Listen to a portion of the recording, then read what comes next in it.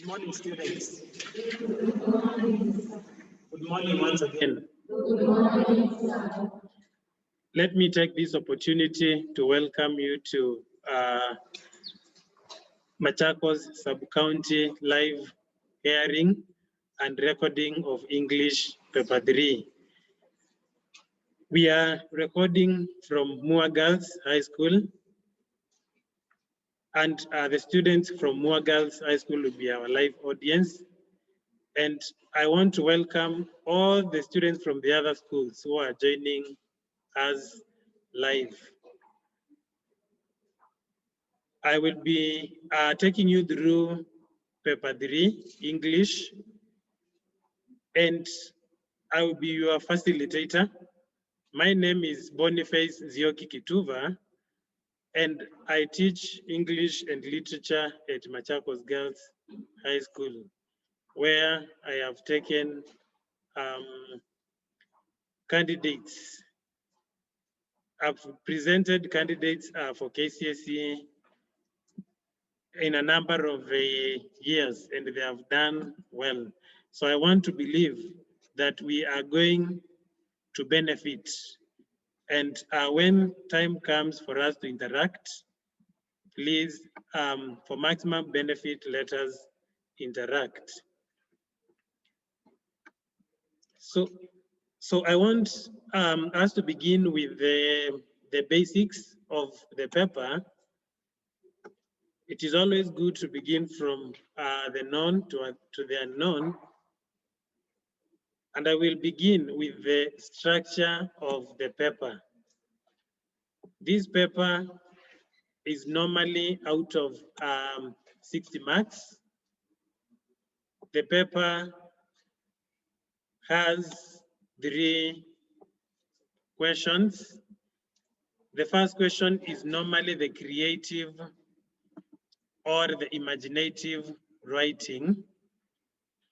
And the imaginative writing has 2 questions.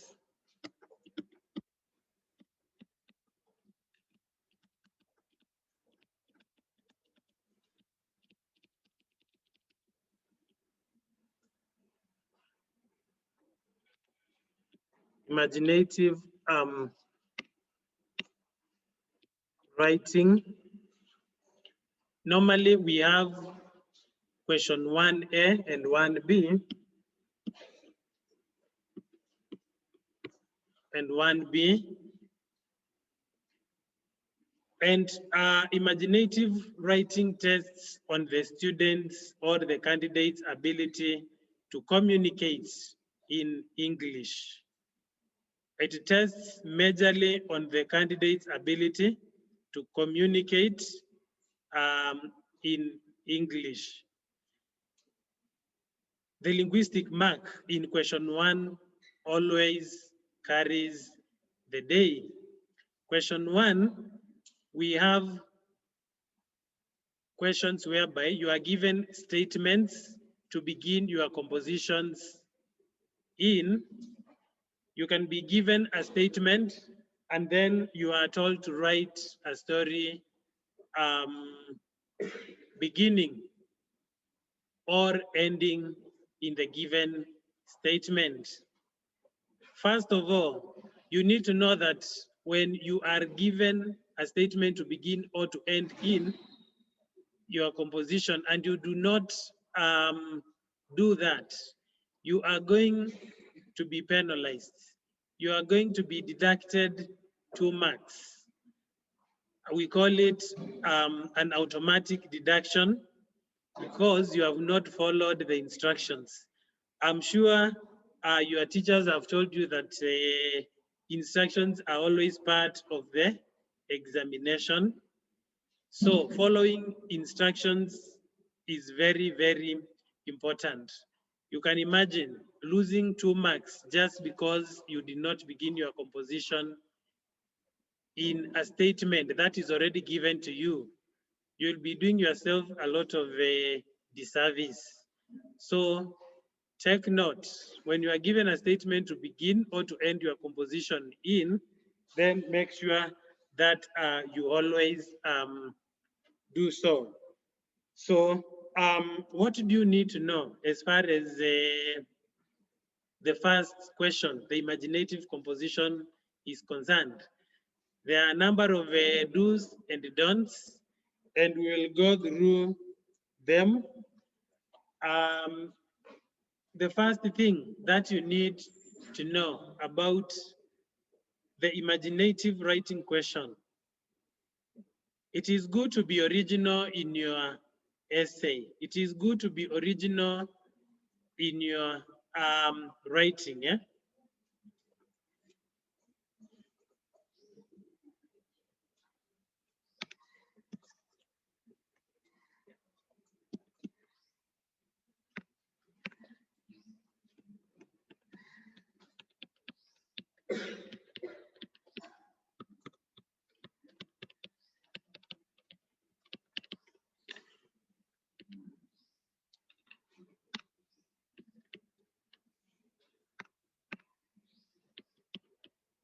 So originality in this question is key. What does originality mean? I know we are fan of reading storybooks. We are fan of watching movies. And those are some of the areas where we get ideas for imaginative writing. I'm not telling you that you should not retell a story that you have read before or a movie that you have watched, but what you should not do is to retell it as it is. Remember, this paper tests on creativity. So if you are using an idea that you have borrowed from a book that you've read, a story that you have read, or a movie that you have watched, it is good to work on it so that, and make it your own it, so that the work does not look like it is borrowed from elsewhere. So be original in your composition. Then the other thing that you need to do if you want to write a good composition, write about experiences that you can relate with. Write about experiences that you can relate with. What do I mean when I say that you should write about experiences that you can relate with? Um, I've seen some students work, and sometimes I've come to a conclusion that this candidate or this student is being over ambitious. Being over ambitious means that you can take a topic, maybe you find it very interesting, but you have very little knowledge on. When you pick an area that you are not well versed in, it means that you are going to be very limited in your expressions. You are going to be very limited in the way you use language. So let us write about experiences that we are familiar with. For example, if we gave you a composition about, let's say, my life in a desert, and then we have some students who come from northeastern, from a desert, and then we have others who come from this area. This area is not a desert. Then we have students who come from Nairobi. Nairobi is not a desert. So you will realize that if you do not come from a desert, you will be basing your composition, you'll be basing your arguments on creativity, things that you have read about deserts, things that you have heard about, but that candidate or that student who comes from a desert, they have a first-hand experience, and they will bring it out better than someone who does not have any experience about life in a desert.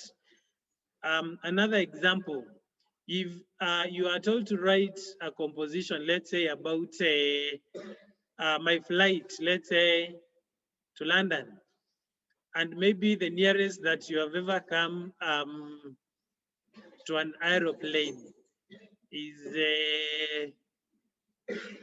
maybe at the airport and you have never flown, and then there is another person who has flown severally, you find that that person who has flown severally will capture the experience better than someone who does not have the experience, because there are some terminologies. There are some terminologies that the examiner would expect you to use. Eh, things like a cockpit, air hostess, something like jet lags, turbulence, and such like things that are associated with the flying. So somebody who doesn't have the experience will just narrate or write a composition which is very flat, a composition which is very, very flat. So when you are writing a composition, if you want to write a very good composition, do not look for things that are out of your reach. Don't look for ideas out of your reach. Look for ideas that are very close to you, things that you can relate with, um, things that are also current. For example, nowadays, there is a lot of talk about social media, and the social media has got its fair share of ups and downs. It has got its fair share of fun. So, and I know a lot of young people are fascinated um, by social media, and they are in almost every social media platform. So if you write along that line, you can come up with a very good composition. Later on, I'll be reading a composition to you about the awkwardness of online dating. And it is something that I'm sure um, maybe you have heard people talk about, and you'll realize that these are things that you really understand very well. So let us write compositions about things that we are familiar with. Then when you are writing, you are encouraged to use a variety of sentences.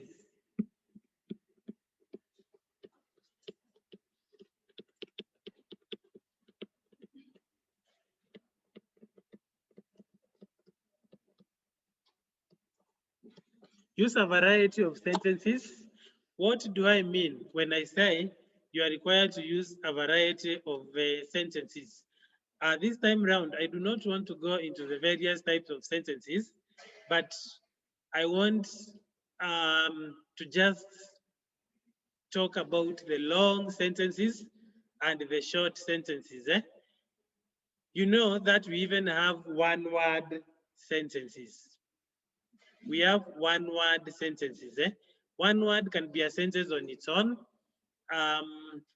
and there are circumstances, scenarios when you are required to use one word or short sentences in your compositions. Short sentences, if you are writing about something and you want to show that it's like things are moving very fast. Things are moving very fast, and there is excitement. Yeah, and many things are happening within a short time. Then you are encouraged to use the short sentences. For example, an accident has happened and people are in a rush to save lives. Then use short sentences so that it can capture that situation. Long sentences, on the other hand, are used when you are narrating about a situation whereby things are dragging, things are taking long to happen. And it also helps you to create a situation whereby it's like there is boredom. People are disinterested in what is going on. So those long sentences can bring out those situations very, very well.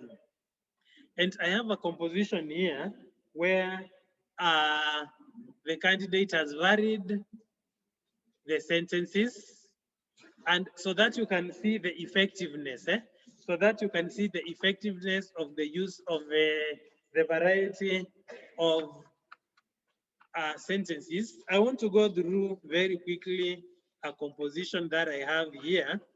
This composition was written by one of my students in 2017, and of course, with her permission, I photocopied it for purposes of teaching. The composition scored 17 out of 20, and 17 out of 20 in a composition is not a mean mark.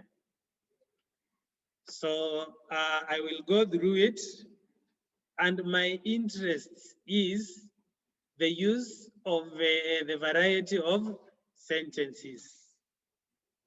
These students had been given a composition to write to illustrate the saying that time cures more than the doctor. Time cures more than the doctor. And this is the composition that these students wrote. And before I take you through this composition, I want you to take note of the third thing.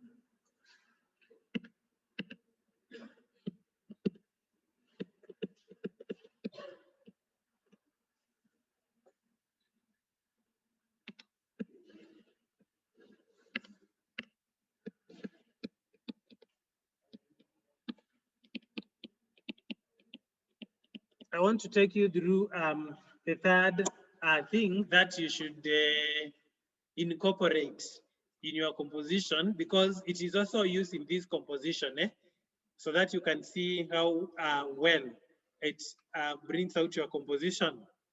And that is the use of dialogue in narration. Use of dialogue in narration. You know that dialogue in narration is a situation whereby characters have a direct exchange. Characters have a direct exchange. They talk one-on-one. So the use of dialogue, when you incorporate dialogue, it helps to break the monotony of narration. Use of dialogue helps to break the monotony of narration. So always make sure that you incorporate some dialogue in your composition. And when you use dialogue, if you have two characters who are exchanging, the utterance by each character, let it begin on a fresh line. Do not put what is said by two characters on the same line. Are we together? Even if you have space left in the previous line, just begin the next utterance by the character on a fresh line. For example, if a character says, "Let's go," Mary said, or Mary told John. And John responded, "Where do you want us to go?" Then what John says should begin on a fresh line. So take note of that. So very quickly, let me go through this composition. Take note of use of dialogue. Take note of use of the variety of sentences. Take note, number 4, take note of use of vocabulary. Take note of use of vocabulary. And I will talk about use of vocabulary after I'm done with this composition. The composition began with a direct speech. So these are direct words from someone. I'm sorry, we tried our best. We could not save him. The doctor said in the calm state he was trying to keep. I went down on my knees as I screamed. No, no, why? It can't be. No, why him? End of quote. The doctor tried to calm me, but his efforts were futile. My son, my little boy, dead. He was only 10 years old. Oh, the cruel, merciless world. Why him? Why not me? I wept bitterly. My body was shaking. My head was breaking. Truly, they say blood is thicker than water. My only son, Jason, had recently been a victim of a road accident involving their school bus and an overtaking matatu. 3 children had survived, 4 badly injured, while 6 of them had died. The moment I got the news, I was shocked beyond words. A sword had pierced my heart. I thought Jason would survive. I had prayed. I had cried. I had even spent endless nights in the hospital just hoping he would make it. No words could describe a mother's tears. No medicine could heal a broken heart. I watched his stiff body, motionless, breathless, cold as a freezer, dead as a doorknob. He was gone. I felt lost and hopeless. I cursed the driver of the matatu. There was a void in my heart, a wound that couldn't be healed. We buried him 2 weeks later. It was the last time I would see him. I felt as if my heart, had been buried with him in the grave. What did I have to live for? He was my joy and happiness. He gave me a reason to smile, unending laughter, endless joy. He was all gone. I went home and started packing my things. My neighbor asked me where I was going. I don't know. All I know is that I can't stay here any longer. I have memories of him everywhere. I hear his innocent voice, his loud voice and laughter. There is nothing keeping me here in Alabama. I have no reason to stay. Suddenly, this house is too vast. I want to find peace. I don't want to forget him. I just want to heal. I answered as tears stung my eyes and fell down slowly. Without a word to anyone, I left. It was my hometown. I left without a goodbye, just like Jason. I hoped I would find a cure. They say time heals everything. Just give it time. I found a place in Las Vegas. The city was beautiful. I came on a quest to find peace and courage to move on with life, to find a reason to smile. My neighbor was friendly and nice. She had a warm smile. She helped me settle in. We became friends. She helped me get a job. I loved the theater. Turns out she was also in the theater, a fellow thespian. What could I say? Birds of a feather flock together. Her name was Mercy Morgan. With time, things started looking bright. I was finally smiling again. My wound was healing. I cried less as I remembered my little boy. One day, Mercy saw his picture. Who is this cute little boy? She inquired. I told her everything. The cat was out of the bag. I felt relieved. She shared in my pain. She told me her stay. She told me her story. She had also had it rough. Life had kicked her hard. I asked her how she managed to stay strong. She answered, You see, life is fragile, Ariana. You can spend your whole life crying and sulking, or you can pick up your broken pieces and keep moving on. God never leaves us. He gives us strength when we most need it. I smiled. She had told me what I needed to hear, not what I wanted to hear. She was wise and strong because she had left it all to God. 1 year later, the pain had gone away. I had found a cure. God had cured me because I had given the situation to Him. I went back with mercy to Alabama, to my son's grave. I lay the flowers there and I looked up to heaven and smiled. Mercy laid her hand on my shoulder and whispered, "Time heals everything.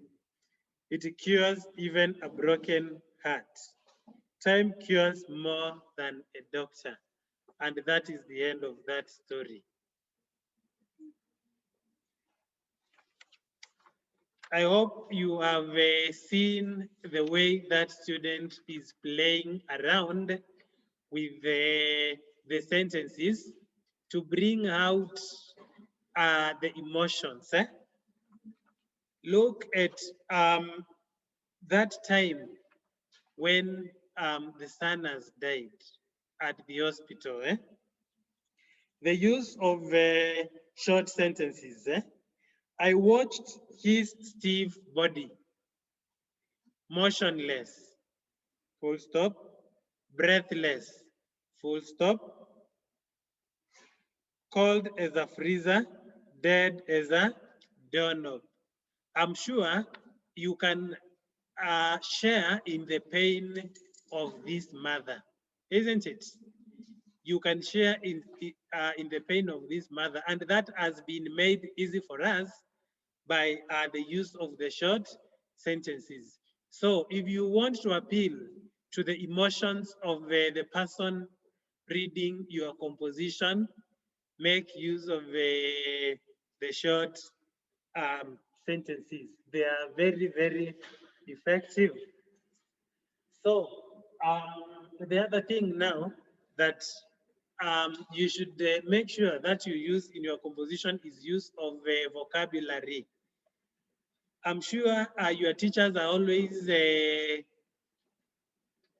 giving you meanings of new words. Every time you come across a new word, when you are reading, you look it up, the meaning from the dictionary, and I'm sure some of us have a book where we write these vocabularies and their meanings. Writing them is one thing, and making use of them is completely something different. These words will come in handy in your creative compositions. Every time when a candidate uses a word that the examiner feels is above the level of a Form 4 candidate, they tick on the word. And ticking means that you are giving yourself somewhat, some mark. A composition that has some merit ticks, sorry, on the word level, on the sentence level or phrase level, or the entire paragraph, cannot score less than 13. Cannot score less than 13.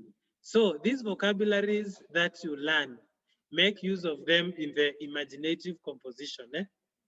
They will only help you in the imaginative composition because they don't help you in question 2 and 3. So that is the vocabularies. Use proverbs. Use proverbs correctly.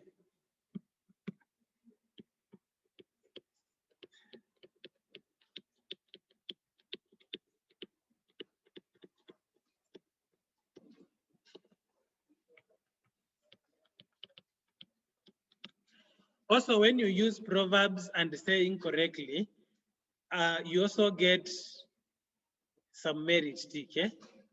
But again, you want not to overuse them. You know, there is a way you can overuse them and your composition is full of proverbs and sayings. So the reason why you should not overuse them is because proverbs and sayings are always full of meaning. They are pregnant with what? Meaning. And the moment you overuse them, it means that there is a lot of information to decode, and it can work against you. So in a composition, you can use 3 to 4 proverbs, and use them correctly. Make sure that you use those that whose meanings you are 100% sure of. Because if you use them wrongly, then it will work against you because you'll be penalized for that. Avoid cliches. Avoid cliches.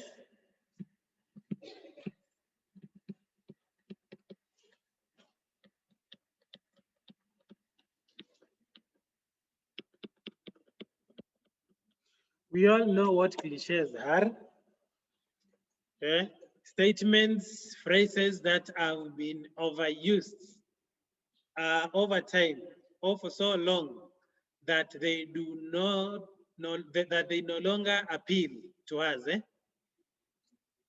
I'm 100% sure that no teacher of English can stomach the use of phrases like I rushed to the frog's kingdom and took a blood curdling shower.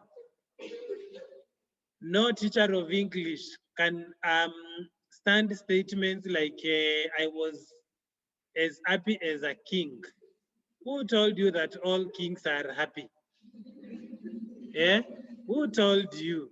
You could actually be happier than some kings. Yes, yes. Do not use cliches. They do not add flavor. They do not add meaning to your composition. On the contrary, sorry, when you use them, the examiner wonders, is this a class 8 composition or is it a form 1, term 1 composition? I know in primary they are encouraged to use them. I will not forget that day until all the waters in the Indian Ocean dry up. And I remember when I was a student, when we learned that there are oceans bigger than the Indian Ocean, we graduated, and instead of saying that I will not forget the day until all the waters in the Indian Ocean dries up, we now coined what went a notch higher, and would say that I will never forget the day, or I'll always remember the day until when all the waters in the Atlantic Ocean dries up. And then you will come out of the exam room feeling that you have killed it, you have nailed it. And we would be asking each other, which phrase did you use? And then you would tell them, I used this one, I used this one. I will not forget the day until when I kick the bucket. So those ones do not add any meaning. They do not add any meaning whatsoever. Something else that will help you score in your composition is the use of suspense.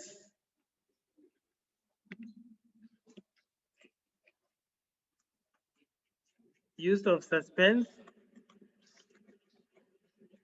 We are in point number 7.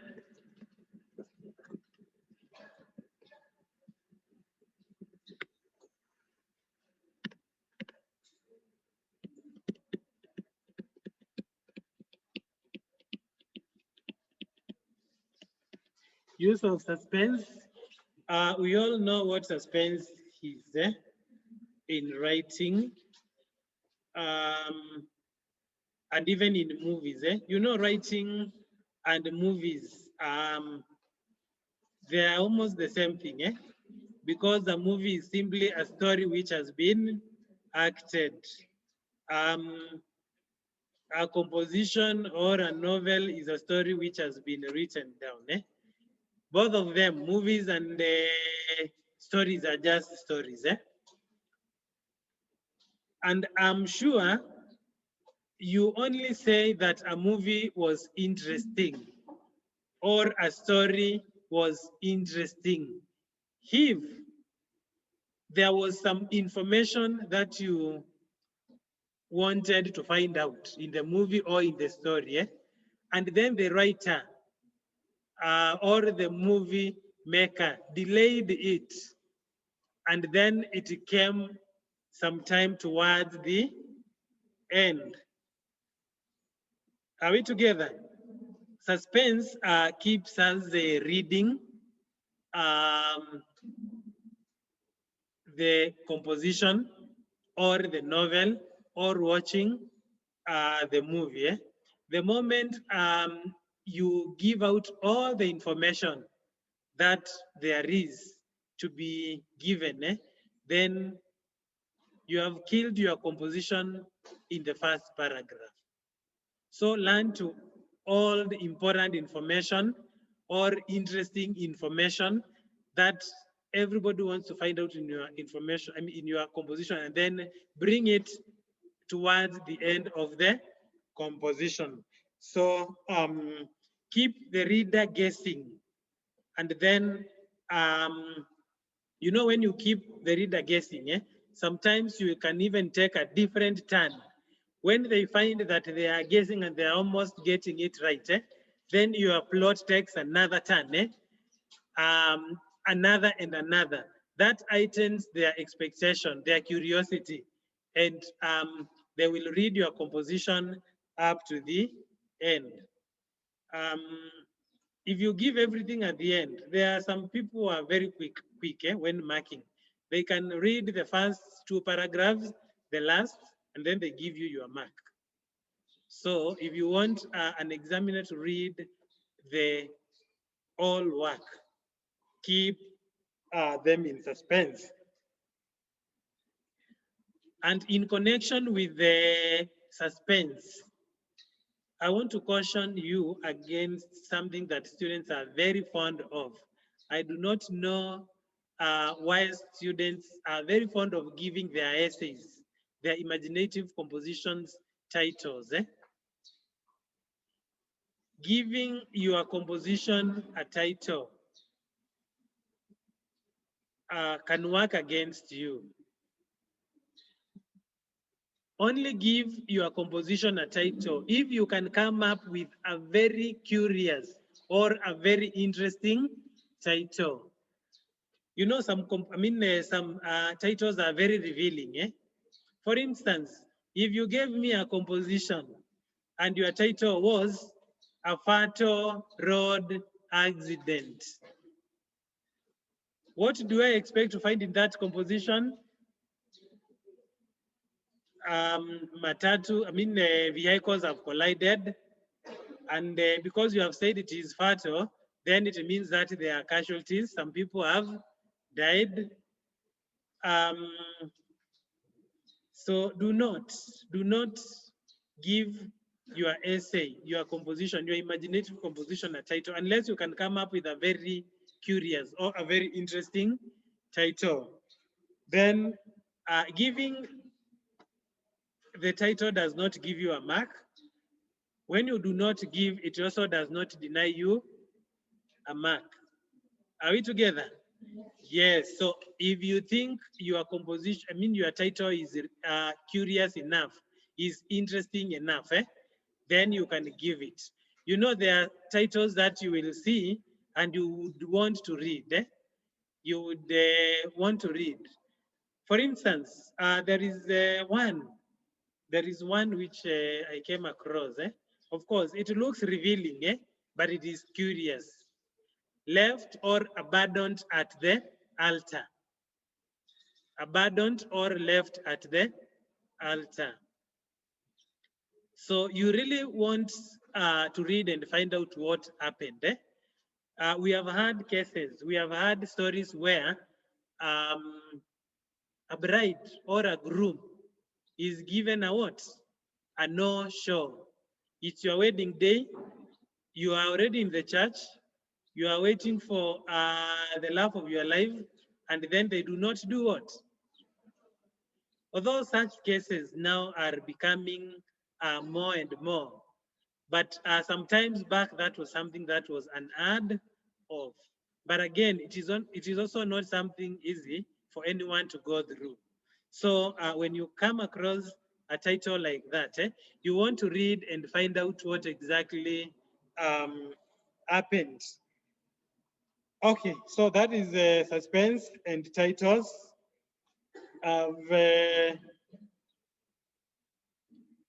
The other thing is limit the number of characters in your story.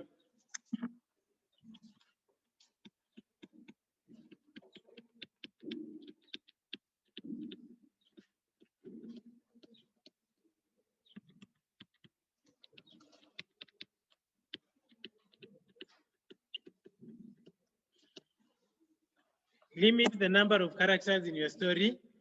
The moment you use so many characters in your story, you find that your story becomes confusing. Your story becomes confusing. Make sure that your story has a clear plot. Make sure that your story has a clear what? Plot. And coming up with a plot of a story is very, very easy. Very easy. You only need to put a character in trouble. Put a character in trouble, create a conflict. And then the rest of the story is an attempt by the characters to solve the what? The conflict or to solve the problems. So don't use too many characters so that you can have a story with a clear plot or storyline. Then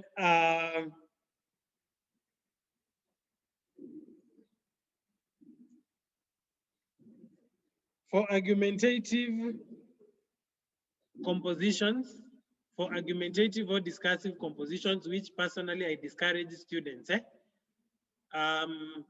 make sure that you have a lot of supporting information. Make sure that you have a lot of supporting information. I'm sure probably your teachers have also done the same. Maybe they have also discouraged you from writing discursive or argumentative what? Compositions. Because argumentative compositions, for you to be convincing, for you to be convincing, you need to use a lot of examples, which you may not have. You need to use, to give various reasons. You need a lot of statistics and other details. The problem with these kind of compositions is that they limit you on the use of language. Because tell me, how will you use a proverb in an argumentative or in a discursive composition? You can, but you find that it is not coming as effortlessly as it would be coming when it is a story that you are narrating. Go for those compositions where you are beginning with a statement or you are ending with a statement, or it is a proverb that you are writing to illustrate the meaning of the proverb. Proverbs are good because when you are told to write a story to illustrate the meaning of the proverb, as long as you understand the meaning of the proverb, you do not labor, do not even bother in your first paragraph explaining the meaning of the proverb. You will not get yourself any mark for explaining the meaning of the proverb, but you will get marks for writing a story which clearly brings out or demonstrates that you understand the meaning of that proverb. I'm sure we are scared by proverbs, but I want to encourage you. If you are given a proverb to write a story on, and an argumentative question, if you understand the meaning of the proverb, write the story. Unless you do not understand the meaning of the proverb, it is only then that I can allow you to go for the discursive essay. The other thing that you need to note, and this is very serious, avoid the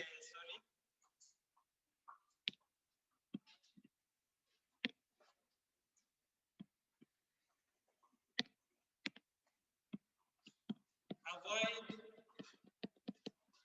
vulgarity, stroke obscenity.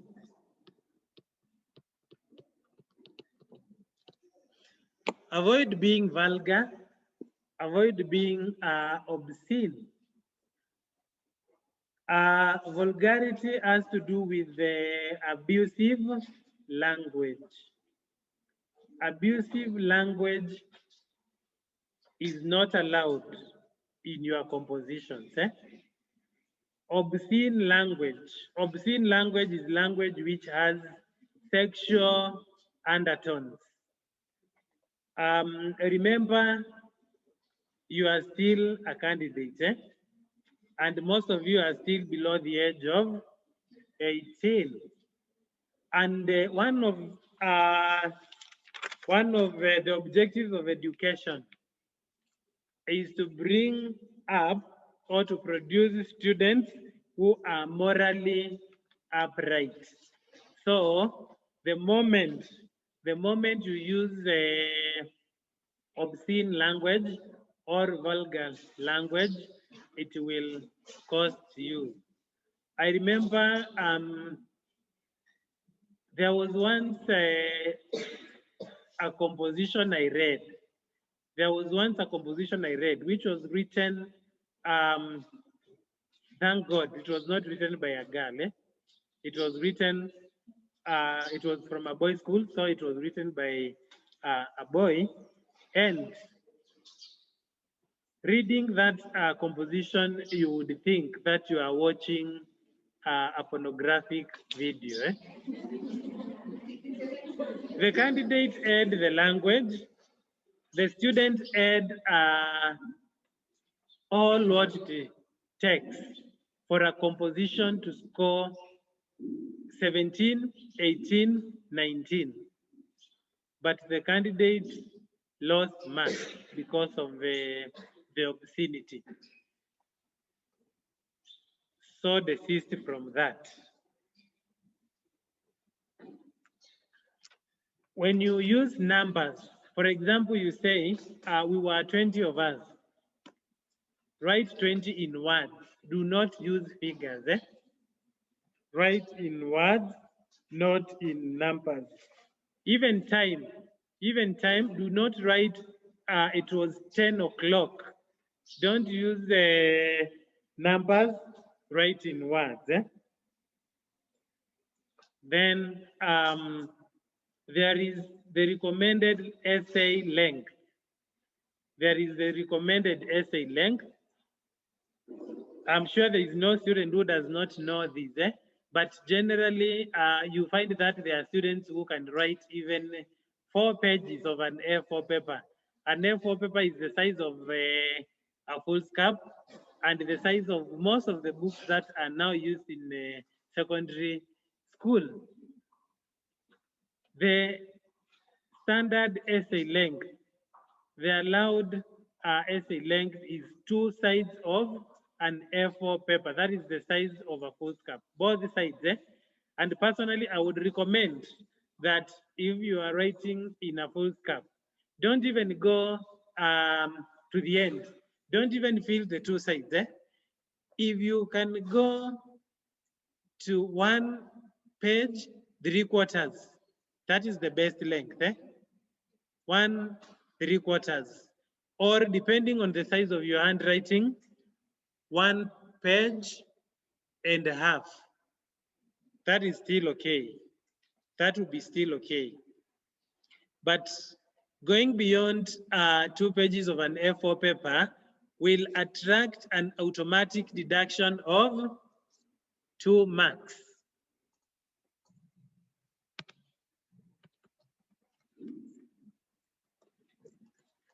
So I hope you have taken note of that.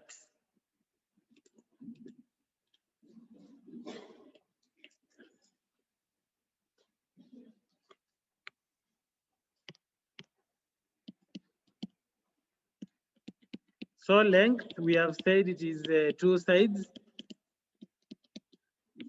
of an A4 paper.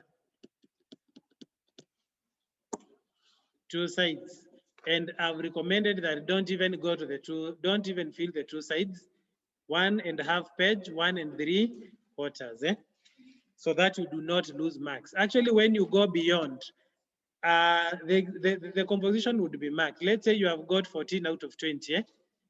That is what you will get, but there will be -2 AD, automatic deduction in brackets length.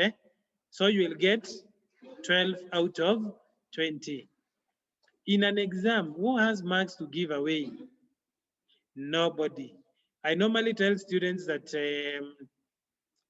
you should never play around with even half a mark. Even half a mark, that half a mark, that 1 mark can be life changing. It could be the mark which will determine whether you'd go to the university or not. So let's not play around with it. Then avoid what we call gross errors. Gross errors include wrong tense.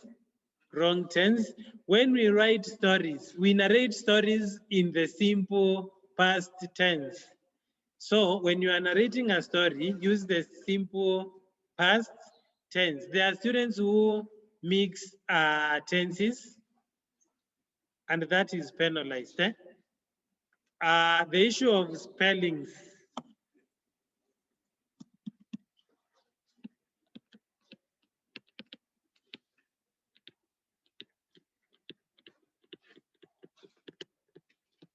The issue of wrong spellings is also a gross error. The moment you spell a word wrongly, the word will be double underlined actually.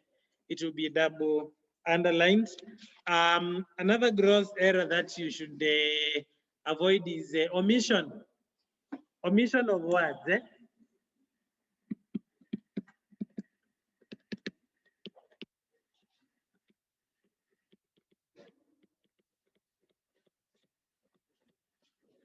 When the examiner is reading your work, the examiner can tell that there is a word which is missing here.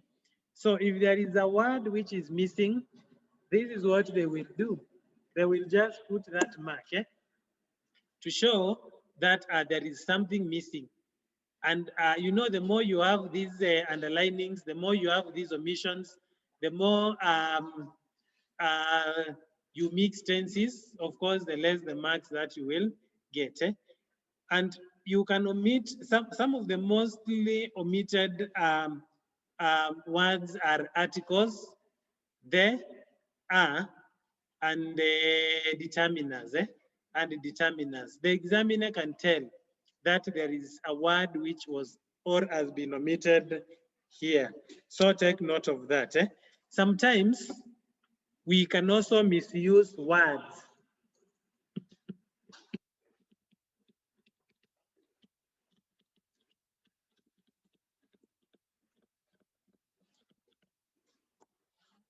Avoid misuse of words. When do we misuse words? How do we misuse words? A candidate, sometimes, you know, like I've told you to use the vocabularies that you have learned over time. Sometimes a candidate in their quest to use those vocabularies, they can use them wrongly. They can use them wrongly, meaning in a context where the word does not bring out the intended meaning. The examiner is able to note that. And once you do that, then the work will be underlined. That word would be underlined. Omission of punctuation marks. Punctuation marks punctuate your work well. Wrong punctuations, the examiner will detect. If you are supposed to have, let's say, a comma, and what you have is a semicolon or a colon or a full stop, the examiner is able to tell. So use the correct punctuations. Use the correct punctuations. And sometimes we also omit, students also omit the punctuations. There are some students or those who use them wrongly. I hope we do not have any who, there are students that when writing, I've seen students who put a full stop after the end of every word. And sometimes you wonder what is wrong with them. A full stop at the end of every word, that means that there is something very wrong with you. But what is common? What is common is sometimes students omitting the commas, students omitting full stops. When you write a very long sentence, please punctuate it. Punctuate it. Give the examiner some time to breathe. Because if you do not, then they would put it for you. They would say you have omitted, and that will cost you some mark. Then use of capital letters. Let capital letters be used correctly. I know some of these things are very basic, very obvious, but they will cost you. And the reason why personally I talk about capital letters is because there are some words which are very easy. You intend to write a small letter, but it comes out as a capital letter. A word like W, a word like M, it is not the size which determines whether it is in capital or small. For instance, that letter there is in lowercase. This one here, this one here is in capital. So the size may not determine whether it is in capital or in small. So take note of that. Take note of that. So that you do not have capitals coming in the middle of the sentences, so that you do not have sentences beginning with small letters when you did not intend. When you borrow words from other languages, it is allowed, but remember to quote them. Remember to quote borrowed words.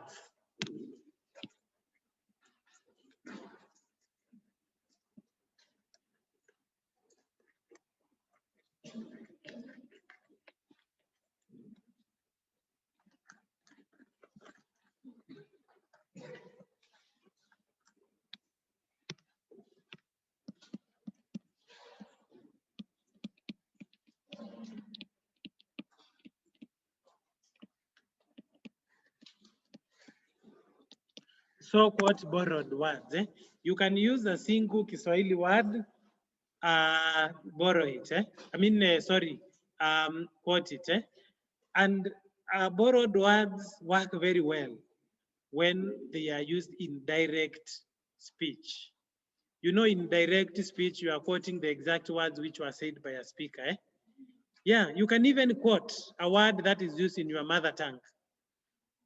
And especially when it is in direct speech. And sometimes you can do that to bring out some effect. For example, humor. You know, there are people who are very humorous when they speak in their local language. Yes, so you can try to add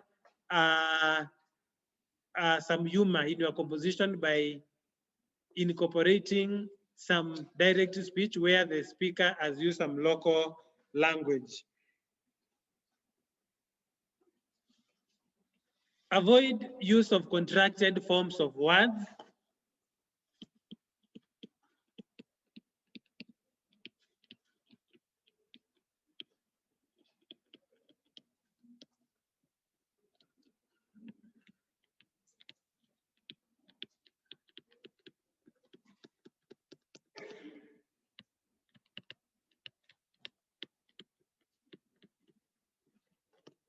Contracted forms of words.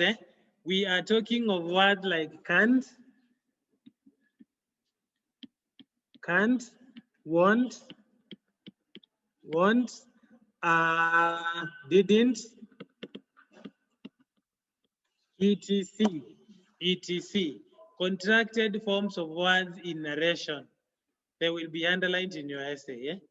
They are only allowed again when you are using direct speech. They are allowed in direct speech. Remember once again that when you are using direct speech, you are quoting the exact words that were said by a speaker.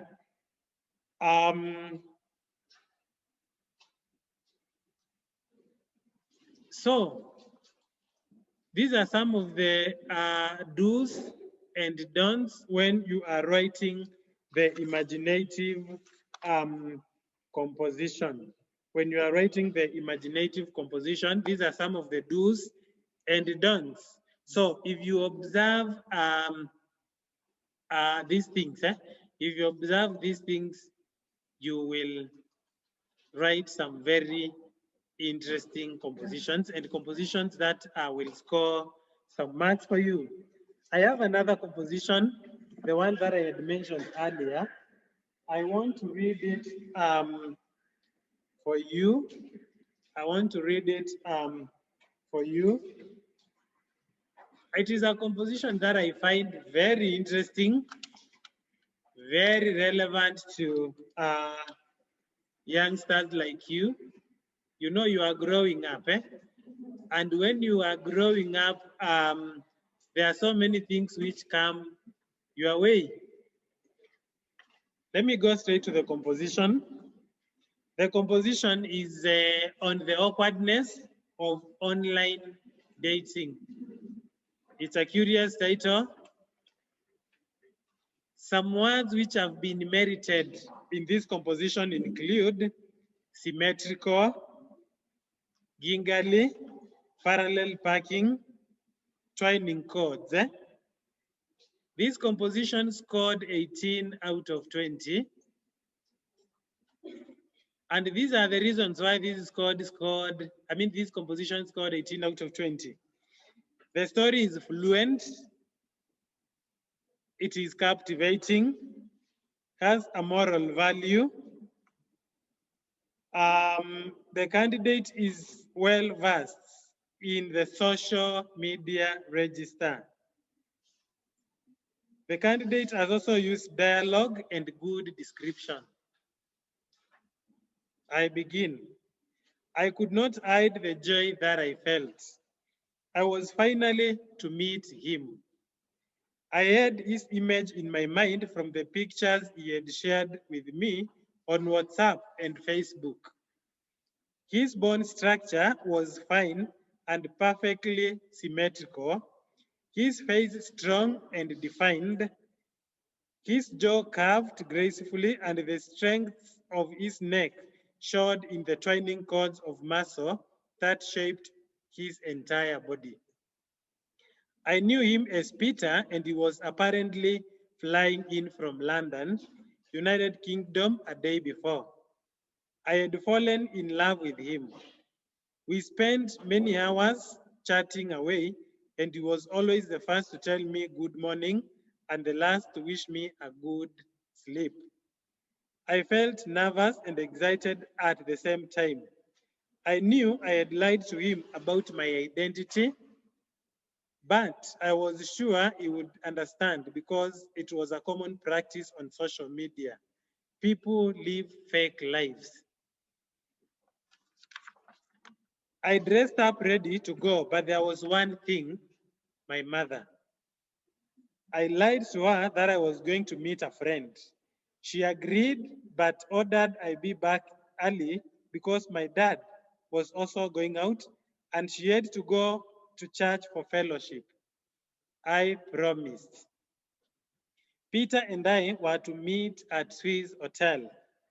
On arrival, I found him and he promised to be there in a couple of minutes. I picked a hidden spot in the hotel and ordered for a glass of red wine to ease my nerves. An hour elapsed and there was no sign of Peter. I picked up my Nokia 7.2 and called again. He told me he was in the hotel as well, trying to locate me, and had run out of airtime. Can we meet in the parking lot? Yeah, I am in a red jumpsuit. I responded and hissed out. He said he was in a black tuxedo and that I would not miss him. As I walked gingerly downstairs, surveying the paved parking lot, from the parallel parking with the front bumpers nearly touching over to the perpendicular parking, I saw a familiar man in a black suit. Wait a minute. Was Peter my father? Had my father been fooling around on the internet pretending to be someone else? Geez, I realized he had not seen me yet. I quickly walked back into the hotel and asked if there was a back door I could use. The waiter pointed my way out and I made quick steps onto the crowded streets. My phone kept ringing, but I could not dare pick. In fact, I removed the Airtel line I was using and threw it in the gutter. As I walked into our compound, I felt disappointed.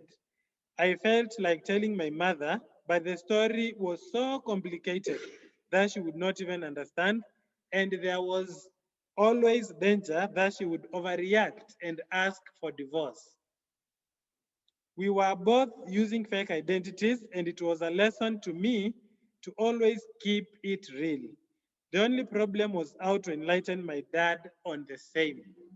End of the story.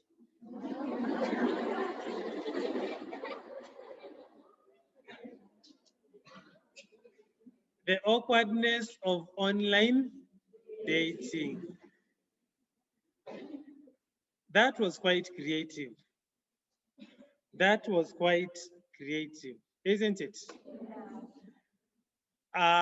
When you write your story, make sure that there is something that someone else can learn from that story that you have written. Make sure that there is something someone can learn. Make sure that your story has a moral lesson.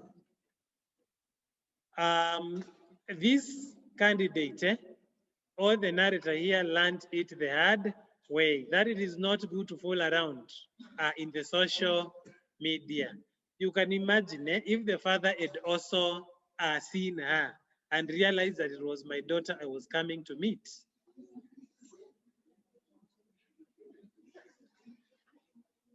Okay, fine. I'm sure probably no one would have asked the other, but it would bring some very cold moments in the house.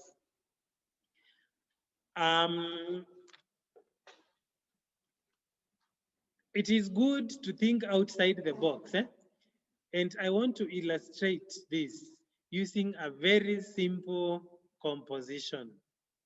Very simple composition.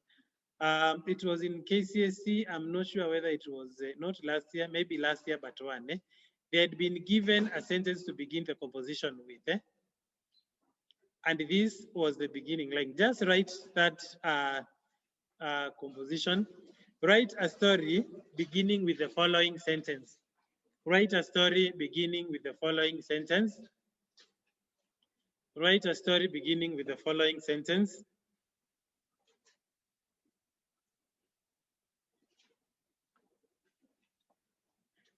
Write a story beginning with the following sentence. I wondered why the principal had summoned me. I wondered why the principal had summoned me. Then you have the three dots. I wondered why the principal had summoned me.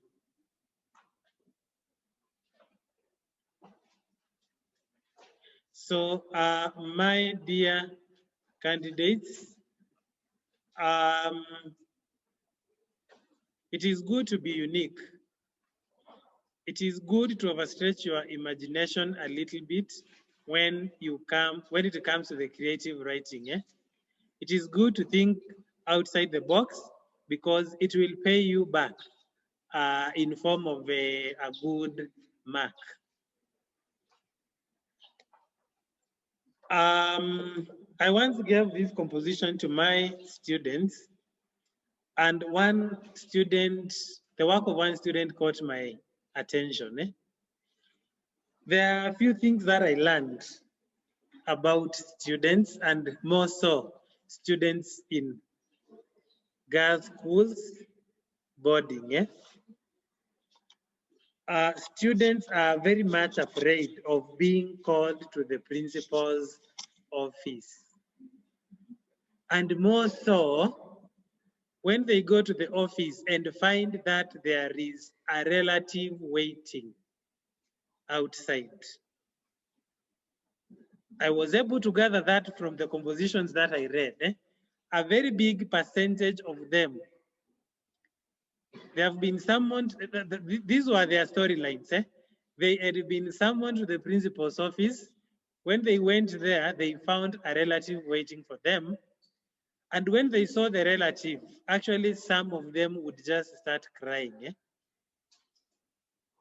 Because it's like they have been programmed. They have been, I don't know whether it is the same case in your school.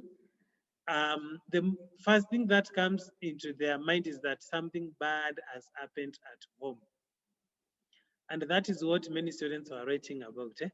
Probably there was a sick mother, a sick father, a sick brother, very sick, in critical condition, or worse still, someone close to them had passed on. And that is the direction most of those compositions had taken. The other one was a situation whereby you had been involved in indiscipline.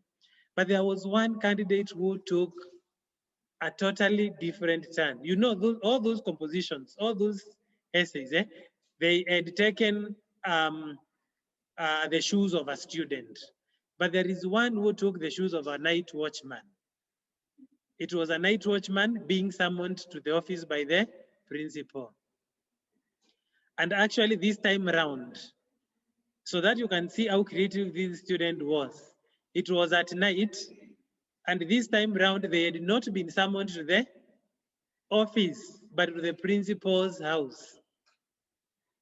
So the night watchman goes to the principal's house, and on approaching, there are screams.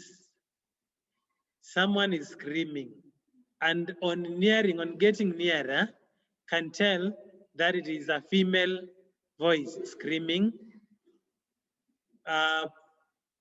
and can tell, probably chances are very high that this is the principal's wife who is screaming. So now the watchman is there when he is sure now this is the principal's wife screaming. Do I enter? Do I go back and maybe tell someone else? What do I do? So the screams intensify, of course, calling for help. And then the watchman gathers courage and resolves to open the door and go and see what is happening. So on entering, he finds that the principal has stabbed the wife. His hands are soiled with blood. There is a dagger, a knife on the ground next to the lifeless body of the wife of the principal, bleeding profusely. So his first reaction is shock. He is shocked and is rooted to the ground. When he comes back to his senses, he wants to run away and call for help, probably to report to the police or tell someone else.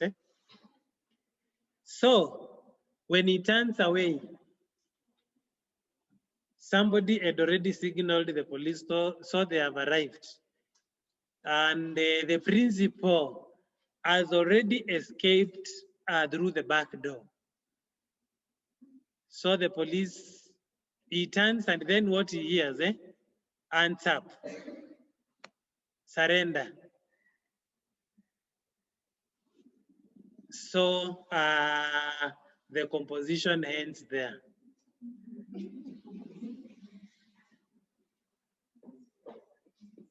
Okay. How would that watchman convince anybody that he is not the one who murdered the principal's wife? So look at that. That is not something that is very easy to think about, isn't it? So before you decide, this is what I'm going to write about, give it a second, a third, and even a fourth thought. Let me give you some compositions that you can write on later before we go to question 2 and 3. Question 2 and 3 are very easy to go through. We are supposed to also have a question and answer session.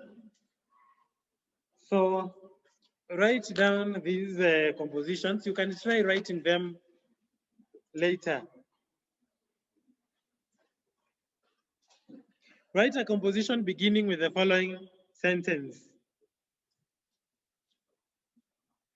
Write a composition beginning with the following sentence. When I left home that bright Sunday morning, when I left home that bright Sunday morning, when I left home that bright Saturday morning, did I say Saturday or Sunday? Let us stick to Sunday. When I left home that bright Sunday morning, comma, I did not realize that the events of the next few days would completely change my life. When I left home that bright Saturday morning, I did not realize that the events of the next few days would completely change my life.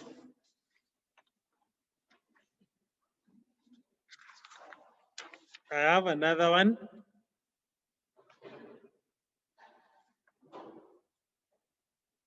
Write a composition that illustrates the saying. Write a composition that illustrates the saying.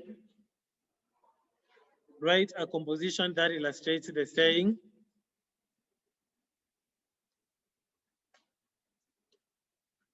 As you make your bed, comma, as you make your bed, comma, so you must lie on it. As you make your bed, comma, so you must lie on it. Another one.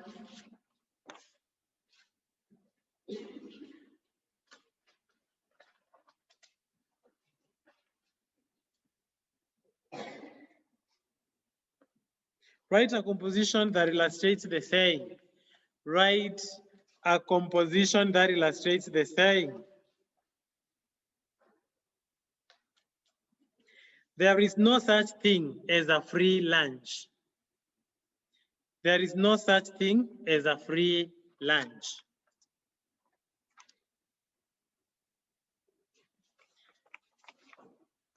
There is no such thing as a free lunch.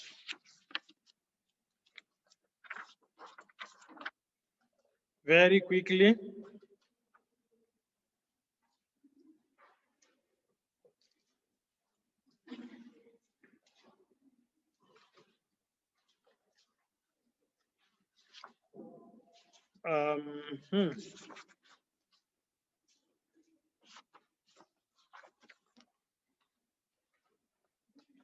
Write a composition beginning with the following sentence.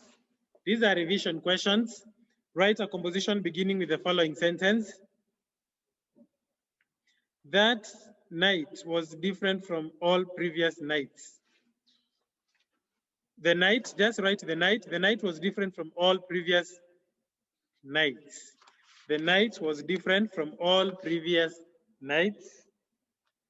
The night was different from all previous nights.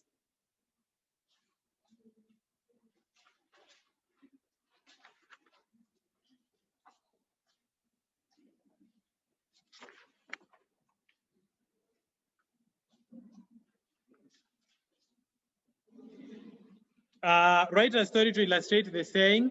Write a story to illustrate the saying. You cannot climb the ladder of success with your hands in the pocket. You cannot climb the ladder of success with your hands in the pocket. You cannot climb the ladder of success with your hands in the pocket.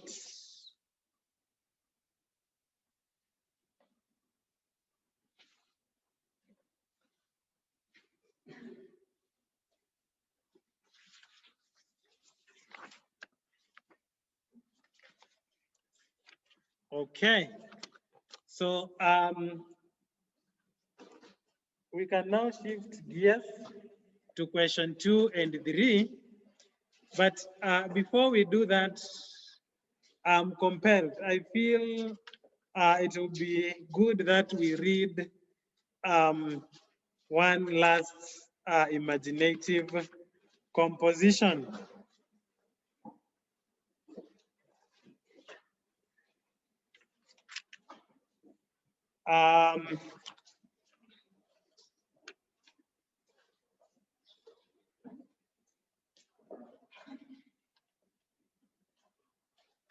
And it is also another story that you can relate with. This is a story on HIV/AIDS pandemic.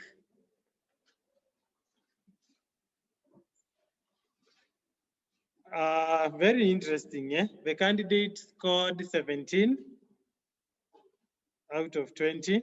So it is a story on HIV/AIDS pandemic and fatal attraction. HIV/AIDS pandemic and fatal attraction.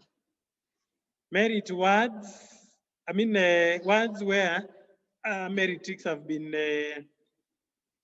given, seal out, unveiling the scar, professionalism, evil smirk. The story is captivating and fluent. There is good use of suspense. The candidate has mature thoughts and language and is a good storyteller. Here I was again at the mercy of his charm. I had met this man at the hospital. I was the senior resident doctor at Bliss Referral Hospital. I had passed him in the reception, but somehow I had remained glued to his charming smile. At the age of possibly 30, he had such a heart-capturing smile that would drive any young woman crazy. Even his silhouette that lay shifting on the tile floor looked attractive. I averted my gaze and fixed it on the files in my hands to avoid that embarrassing situation when you are caught staring. I almost went past my office door, recapitulating the enchantment. Throughout that morning, I could not fully concentrate on my work. I thought of taking a break when I almost prescribed ARVs to an asthmatic patient. Finally, the moment I had wished for came. He was in my office. To maintain professionalism, I pretended to be making notes in my notebook. Heaven knows the patterns I was drawing in there. I was tense, but eventually broke the silence by asking a question all doctors do. What is your problem, sir? Clearing his throat as if he was ready to speak, he fixed his gaze on mine. That was so intimidating. I could feel irritation waiting in me. To be courteous, I smiled, but I swear it was very uncomfortable. The unexpected happened. There he was taking off a skin-lined mask from his face, unveiling the scar that healed many years ago. It was Jim, the man who broke my heart when I was young and innocent. I mean, how could I forgive him for having an affair with my best friend? And worst of all, he was never remorseful. I felt like vomiting on him. An evil smirk played on his lips. I detested every part of him. The bitterness I had had before returned, but I kept my cool. What do you want? I nearly choked on those words. Surprisingly, he was still quiet. Then he spoke quietly but deliberately. I am sorry I hurt you, but I need your help. I am HIV positive. I have been for a few years. I need to be put on ARVs. I did not know what to say. I knew my friend he had cheated with was also on ARVs under my observation. Were they married? I did not gather enough courage to ask, but he had read my mind. You are treating my wife as well. She told me to come. I fished a long time for admission forms, and when I found them, I told him to sign. When he left, I realized I was still in love with him. The first cut is the deepest. End of the story. So I'm sure you can agree with me that there are students out there who can be creative, students who can be imaginative, students who can write, students who can come up with compositions which can really score very high marks. We have compositions which can score 20 out of 20, and I have them here. But in the interest of time, let us shift gears. My listeners, to question 2 and 3. So we are going to be dealing with these 2 questions at a go because the skills required for question 2 and 3 are the same skills. So once we are done, we will now go to the question and answer session. Question 2. Question 2 is the essay based on the compulsory set text. And this year, you are preparing on a compulsory essay from the play Adolf's House by Henrik Ibsen.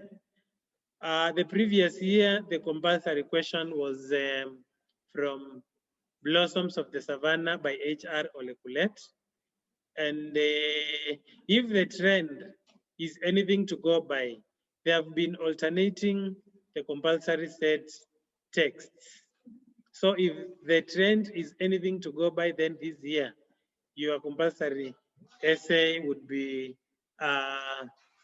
from, yes, Adolf's House by H.R. Olekulet. No, sorry. Adolf's House by Henrik Ibsen.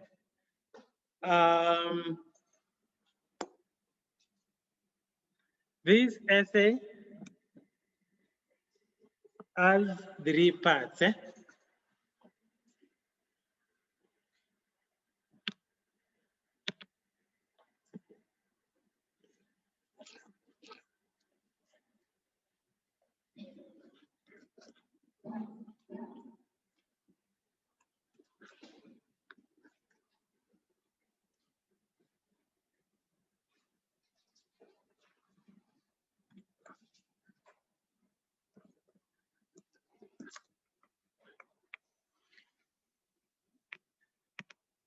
So this is question 2 and 3. So the essay is based on a set text.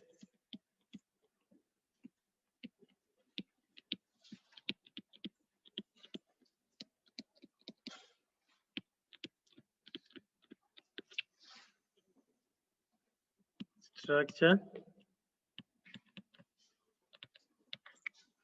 We have the introduction.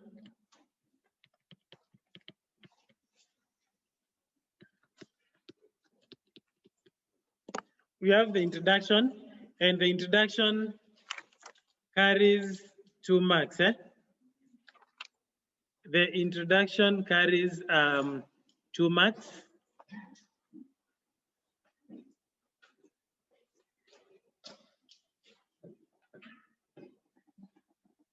It is in the introduction where you should demonstrate to the examiner that you understand the demands of the question.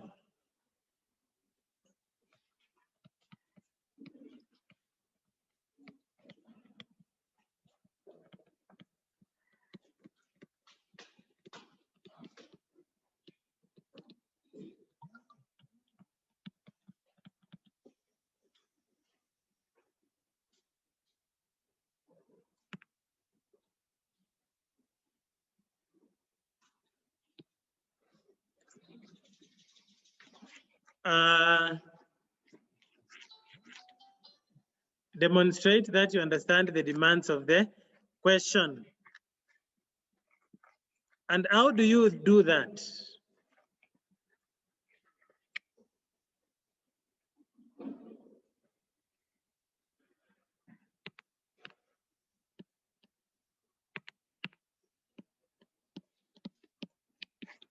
How do you demonstrate to the examiner that you understand the demands of the question?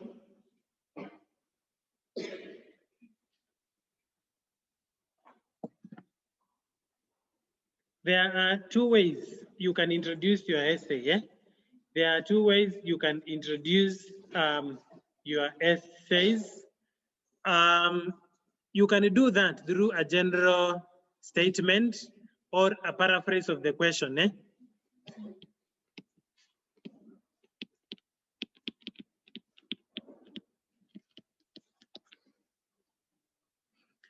So the introduction can be a paraphrase of the question.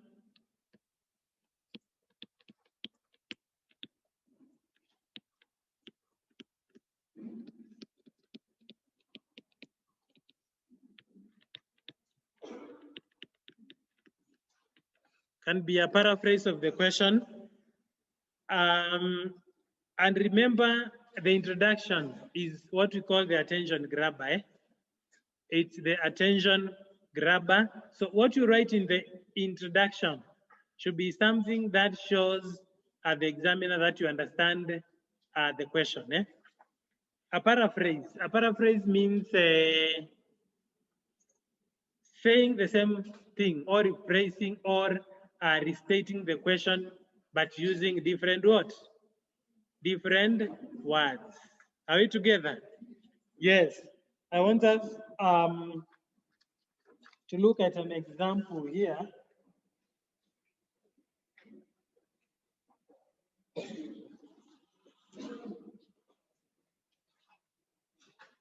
Write down this question. I want us to paraphrase this. Write down this question.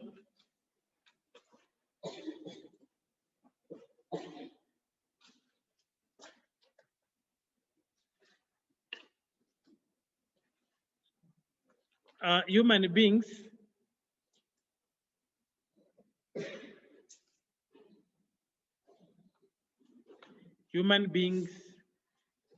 are generally selfish.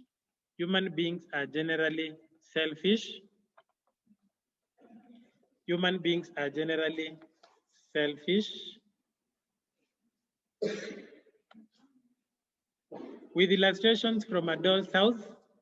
With illustrations from a doll's house by Enrique Ibsen. With illustrations from a doll's house by Enrique Ibsen. Validate the above statement or assertion. Validate the above assertion. Validate the above assertion. Validate the above assertion. I've said human beings are generally selfish. With illustrations from A Doll's House by Enrique Ibsen, validate the above assertion. 20 marks. 20 marks.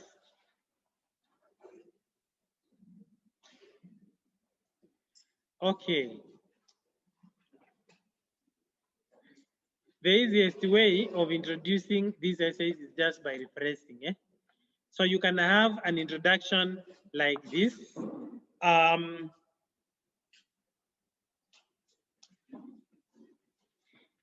Human beings act in ways that show they only care about themselves. Human beings act in ways that show they only care about themselves. Human beings act in ways that show they only care about themselves. Human beings act in ways that show they only care about themselves. For example, Mrs. Lind leaves Krogstad, her true love, for a richer man. Mrs. Lind leaves Krogstad. Mrs. Lind leaves Krogstad, her true love, for a richer man. And that is enough to give you the 2 marks. That is enough. So we have replaced the words selfish with which words? Acting in ways to show that they only care about themselves. Acting in ways to show that they only care about themselves. So that is one of the ways you can introduce your essay. You can also do what you call a contextualized introduction. Contextualized introduction. You can use a contextualized introduction.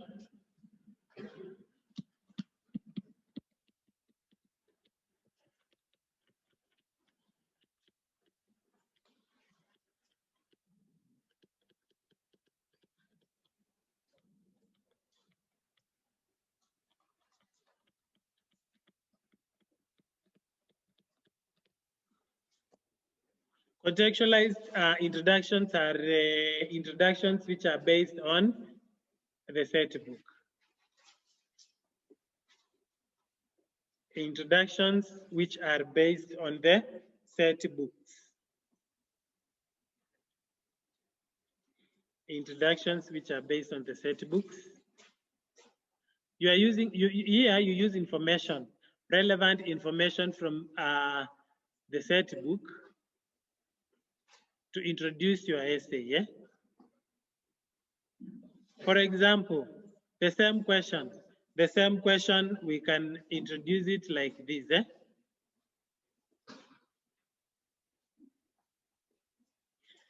A number of characters in a doll's house, a number of characters in a doll's house have shown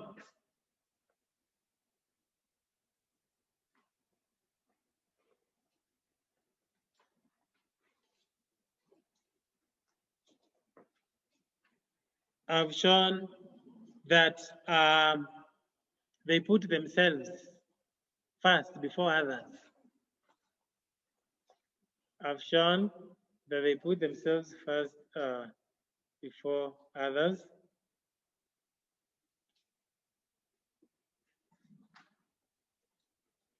For example,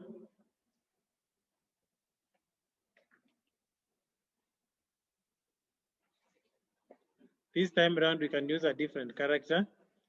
For example, Mrs. Elma, not Mrs. Elma, sorry, Mr. Elma, or just Elma,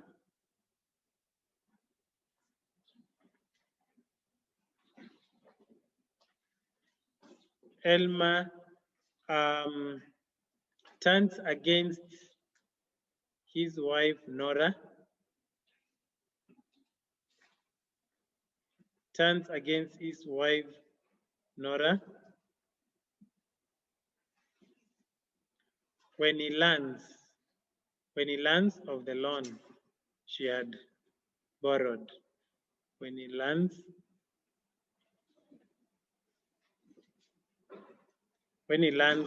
of the loan she had borrowed. So in the introduction, you are not supposed to give a lot of details. There is a way you can give so much detail in the introduction on a certain point.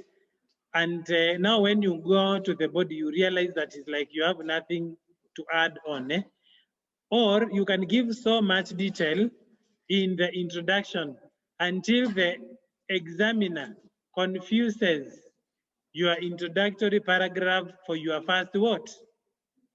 Paragraph in the body. Are we together?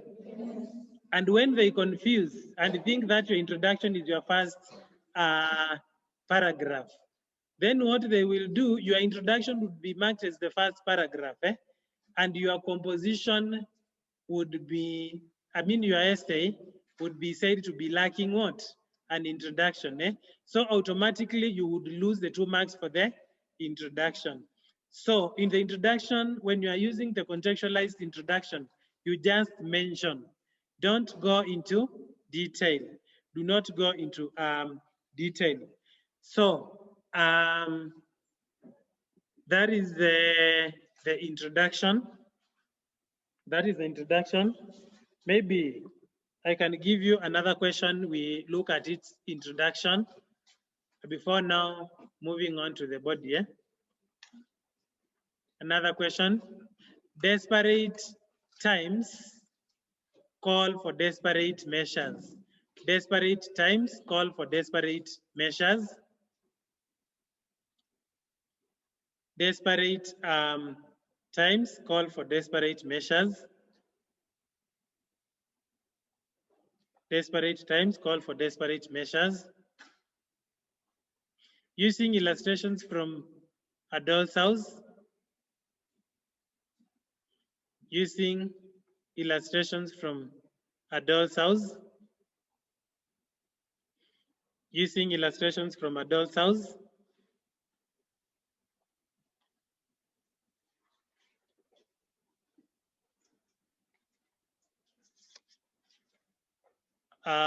Justify the above statement.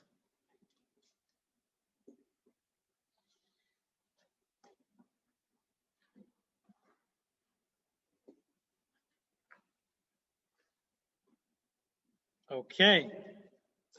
Here, the keywords are desperate times and desperate what? Measures. So, a general introduction can be like this.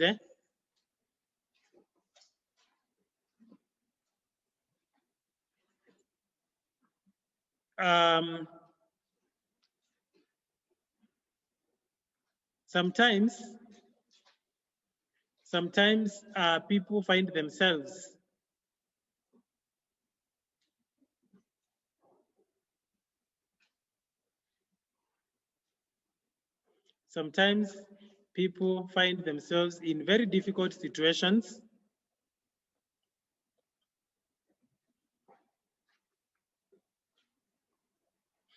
In very difficult situations. And this pushes them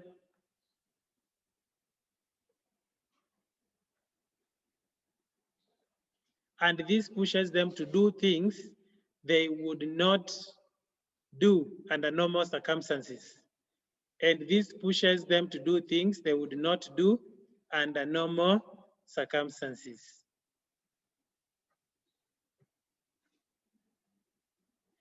This pushes them to do things they would not do under normal circumstances. That introduction is enough. That introduction is enough to earn you the 2 marks. That is the general introduction. The same question, a contextualized introduction. You can say this.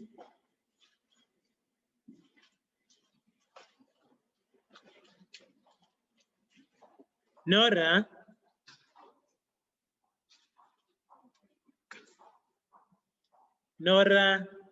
is forced Nora is forced by her husband's sickness. Nora is forced by her husband's sickness to take a loan.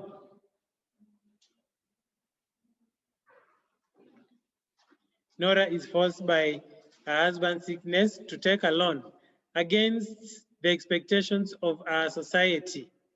Against the expectations of our society. Against the expectations of our society.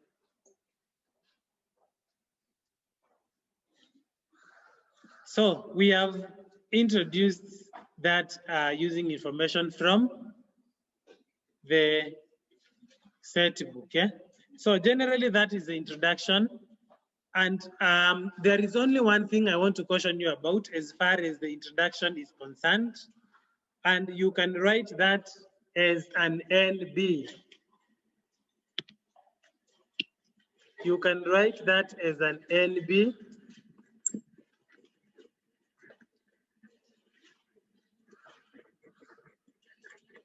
The NB is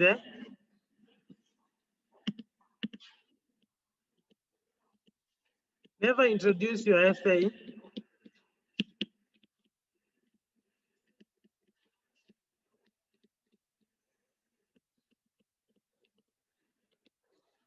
by defining words in the question.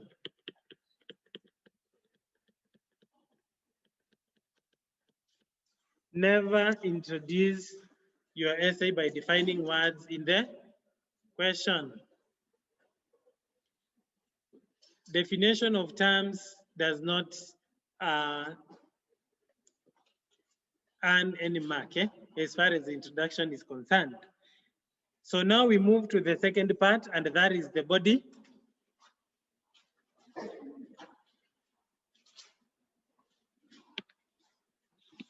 The body.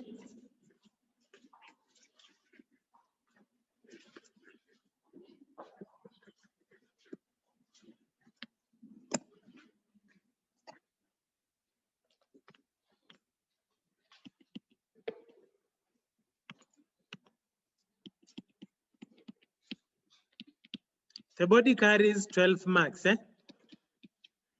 body carries 12 marks. And I want you to take this very important because it is in the body where you answer the question. It is in the body where you answer the question.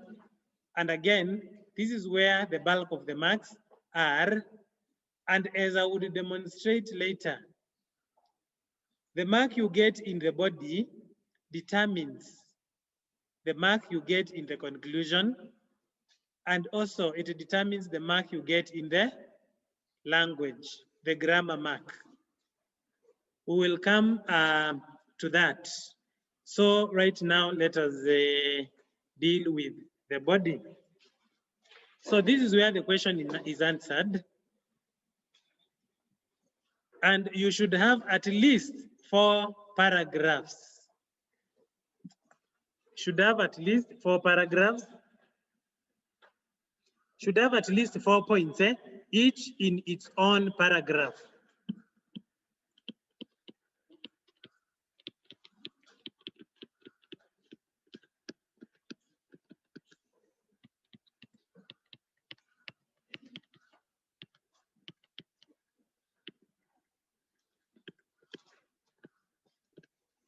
It should have at least 4 paragraphs, 4 points, each in its paragraph. Why am I saying at least 4 paragraphs? For this simple reason, each point, well illustrated, carries 3 marks. So when there are 4, they will give you the 12 what? The 12 marks. You can have 5, but I do not encourage that you have more than 5. For the simple reason that the more points you have, the less illustrations you will give. You would just be stating, and if you just state without giving background of what you are saying and illustrating, then you can only get one what? One mark for each correct point. It is the illustrations, it is the background of what you are saying that earns you marks. So the points should be well illustrated with information from the text. And sometimes students here get mixed up and they start getting confused and even using characters from other books, or saying things which are not true.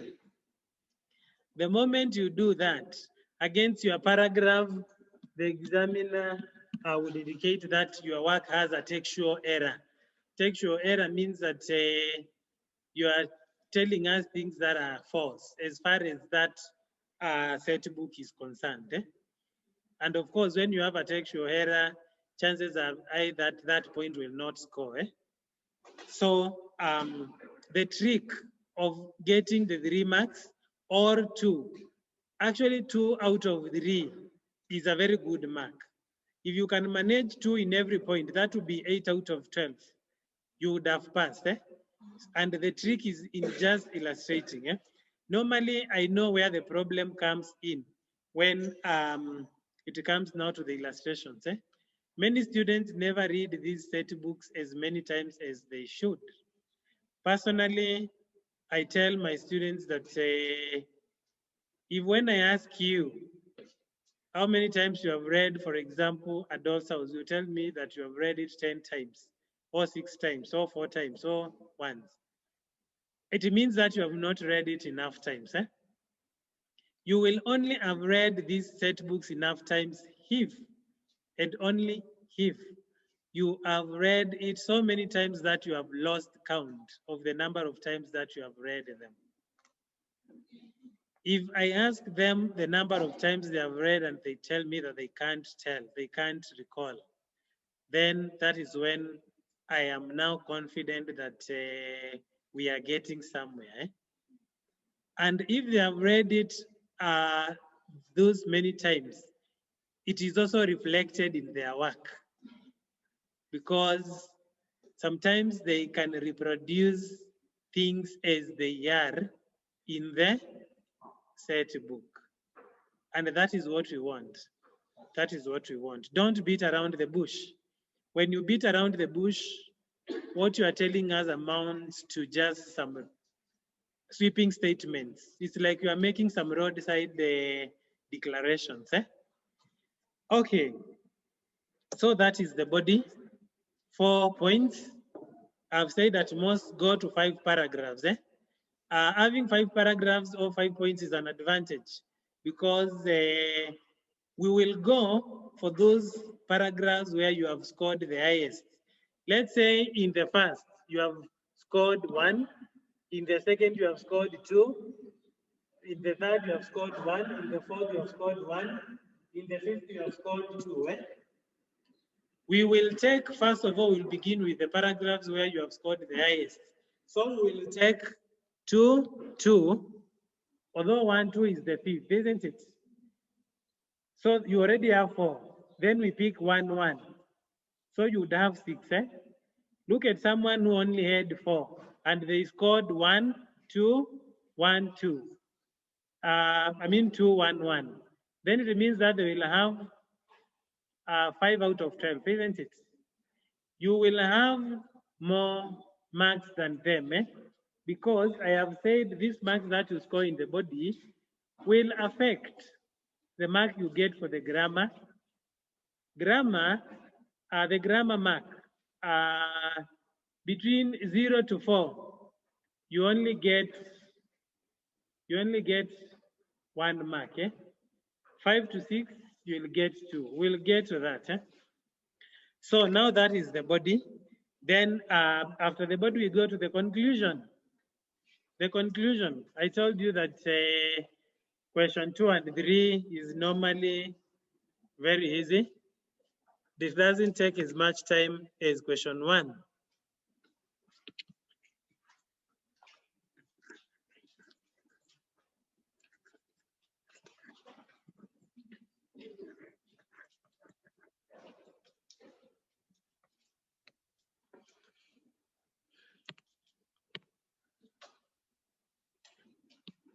The third part is conclusion. Conclusion. The conclusion carries 2 marks again, just like the introduction. And the conclusion can be a summary of what you have discussed in the body.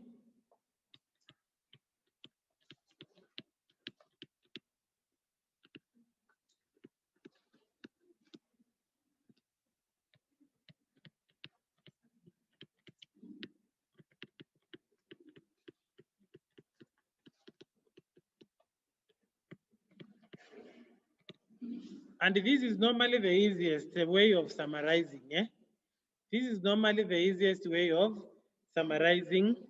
And it is always good to signal to the examiner that you are concluding by use of some words. Signal to the examiner that you are concluding.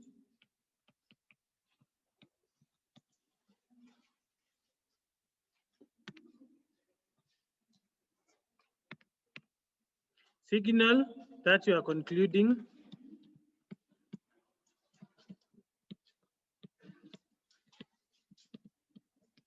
Signal that you are concluding by use of words such as, to sum up, to sum up,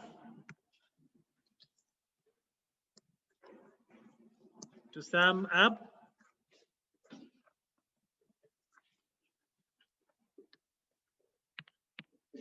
to sum up, in conclusion,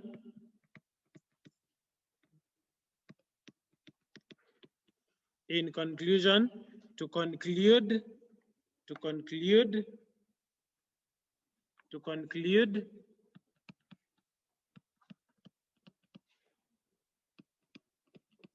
in summary,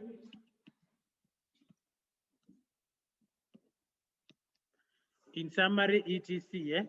So you are signaling that you have come to the end of the essay and that you are concluding your essay. So we have said that it can be a summary of what you have discussed in the body. For example, let's say in that question of being selfish, if in the introduction you had used Mrs. Lind, then in the conclusion use another point. Do not repeat the same point that you use in the introduction to conclude your essay. Another character who is selfish, we have already mentioned that it will be Mr. Elma, isn't it? So now conclude your essay using Elma.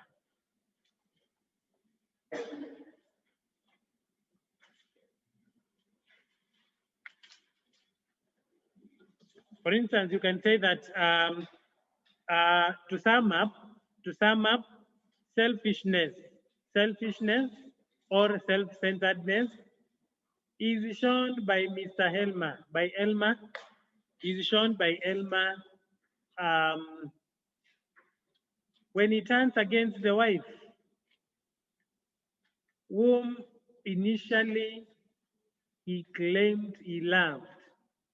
Selfishness is shown by Helmer when he turns against his wife, whom he claimed he loved so much.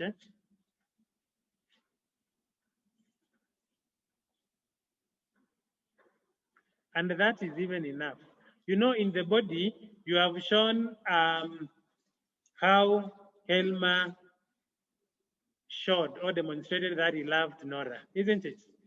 By the pet names. My little skylark, my little squirrel, Miss Obstinate, um, what else?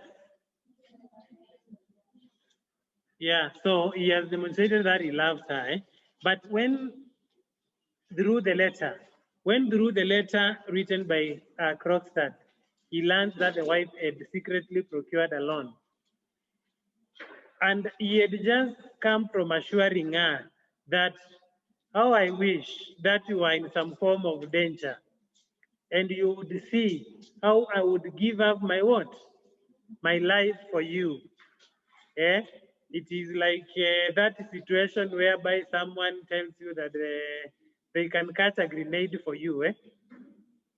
But immediately it is revealed that she had procured a loan secretly, and the husband changes. The husband changes and actually becomes very bad and ruthless to her. First of all, the husband tells her, actually calls her some very bad names. You are a liar, a criminal, a what? A, is it terrible? Terrible creature.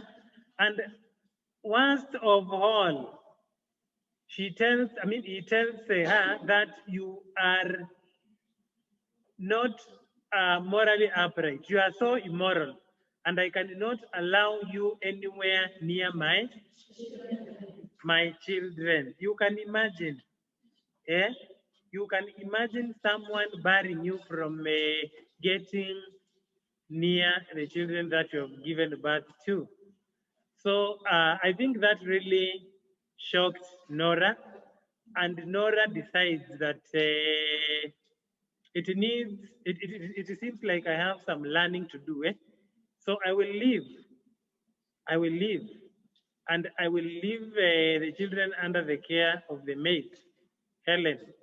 If you think that she is better placed to raise my own children than I am. If you feel that I do not have any moral authority, then I will leave. And she leaves. She leaves. So you have already given all that information in the body. So let that information not come in the conclusion. You are just showing. You are just wrapping up. You are just concluding, summarizing. Okay. You can also conclude by giving your opinion as far as the discussion is concerned. You can give your opinion as far as the discussion is concerned. Can conclude by giving your opinion as far as the conclusion is concerned.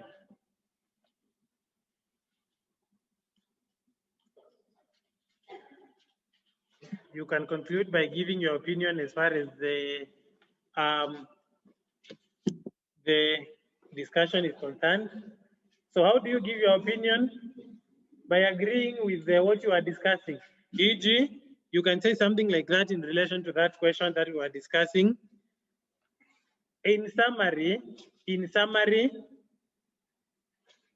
it is crystal clear. It is crystal clear that some people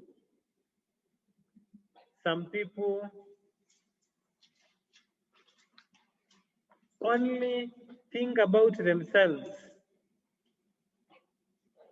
It is crystal clear that some people only think about themselves. So you have agreed with the statement that some people are self-centered, isn't it? That people are generally self-centered. And you have concluded your essay, yeah? You can also conclude with a proverb or saying which is in agreement with what you are discussing, yeah?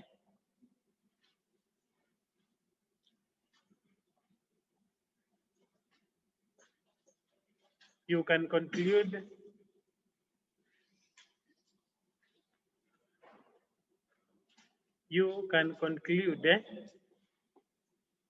by giving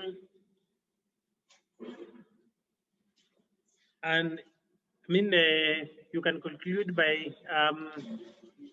giving what? A proverb or a saying which is relevant to what you are discussing. Eh? You can also conclude with a relevant quote from the Bible. Yes. Or from the Quran. Eh? Or from the, you can just say generally that you can conclude with a quote from the Holy Books, one of the Holy Books, so that we do not appear biased. Eh? Yes. So you can conclude even with a relevant quote from the Holy Books.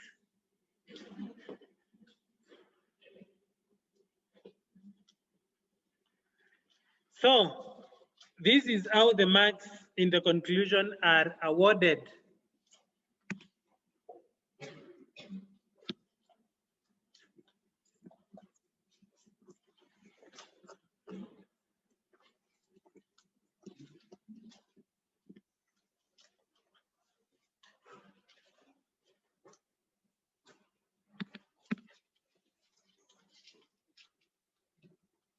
Marks awarded in the conclusion are tied to marks scored in the body.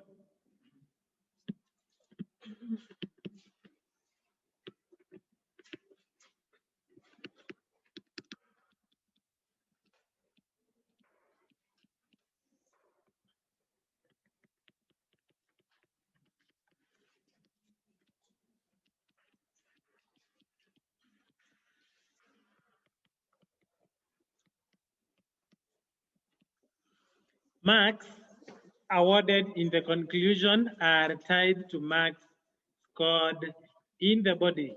Remember, I said earlier that it is only the marks that you score in the introduction which are independent of what you score in the body. So this is how the awarding is done. Eh?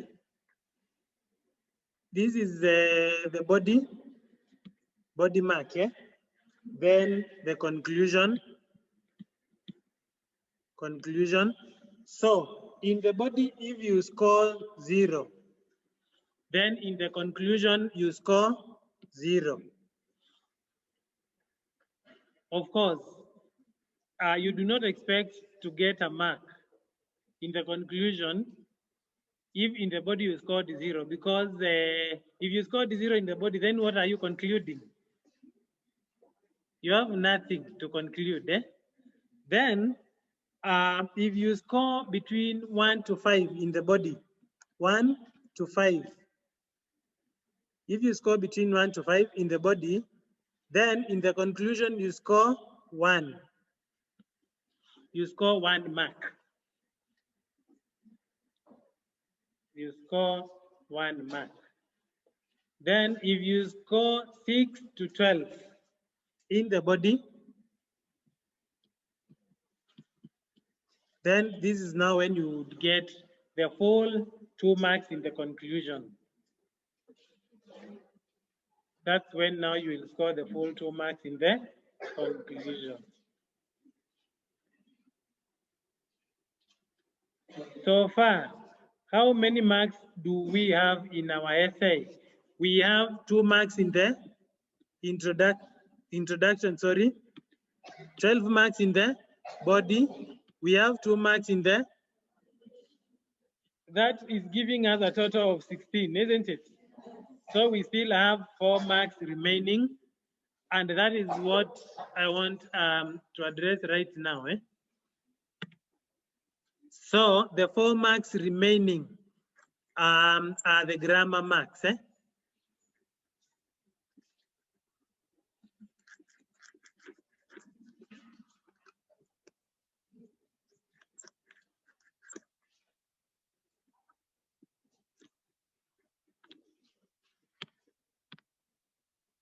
The grammar is 4 marks. Grammar is 4 marks. Eh? One thing that I want you people to know, and one thing that I want you to know is that we don't really mark grammar in question 2 and 3. Because if anything, you have already been penalized. You have already been penalized in question 1 as far as grammar is concerned. But these 4 marks are tied to the marks that you will get in the body. So I want you to write that down, that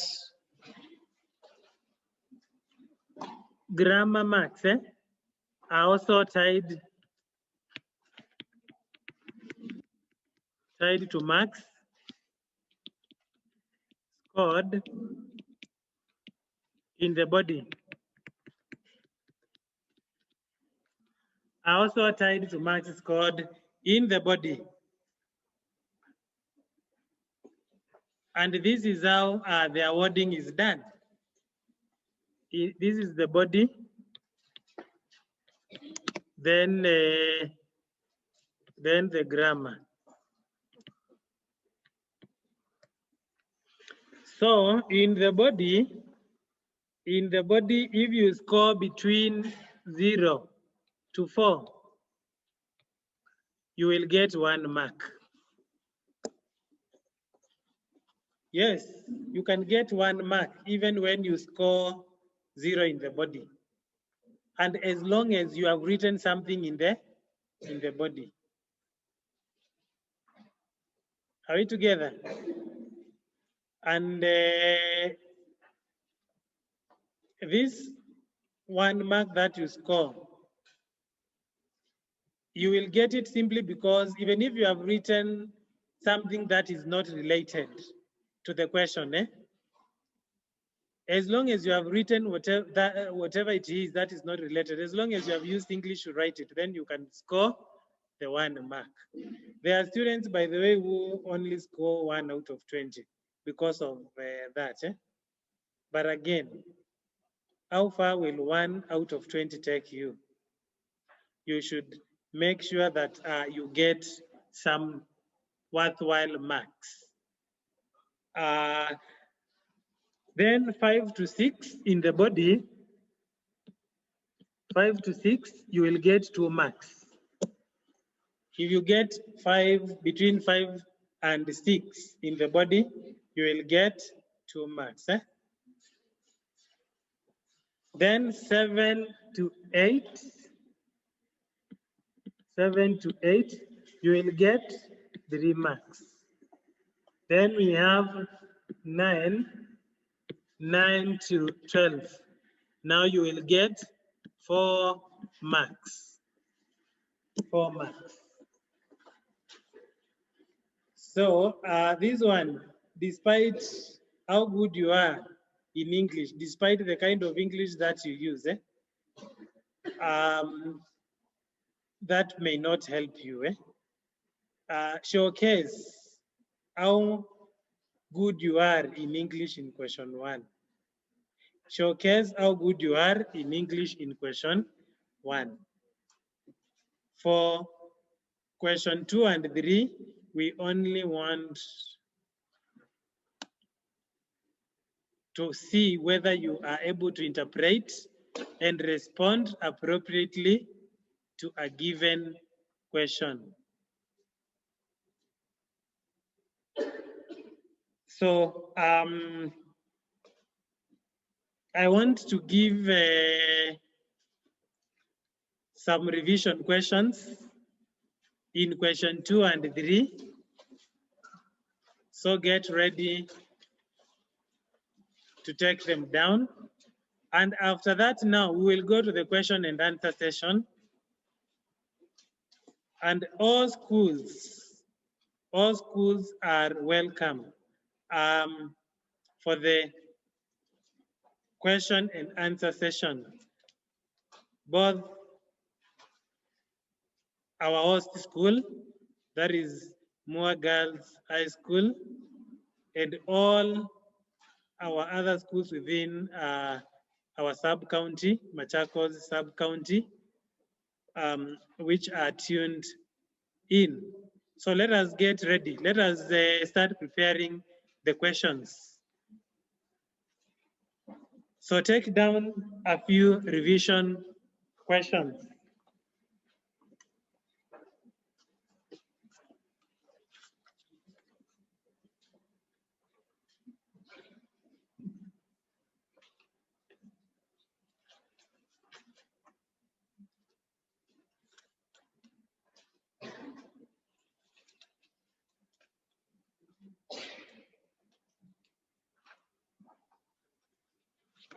Okay.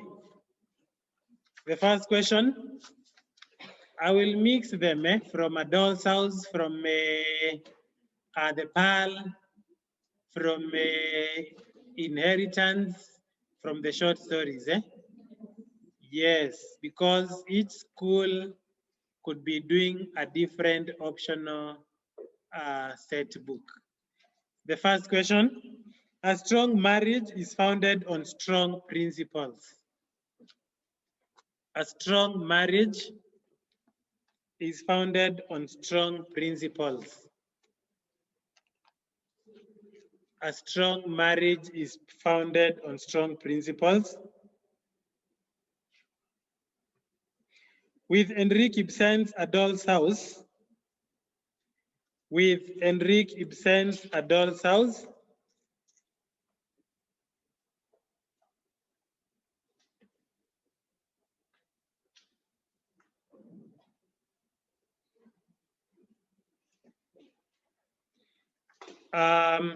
with Henrik Ibsen's A Doll's House as your reference,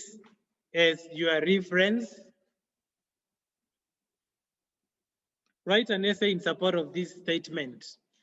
Write an essay in support of this statement. Write an essay in support of this statement. 20 marks.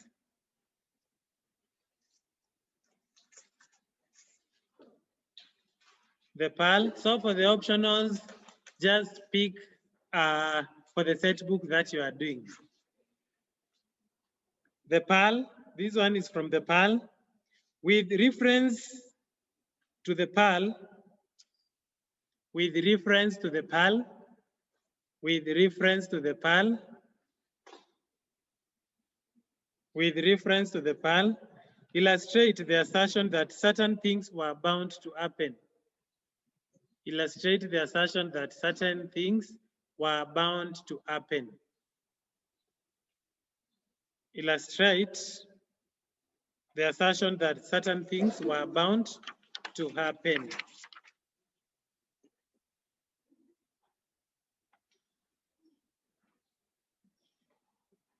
Illustrate the assertion that certain things were bound to happen.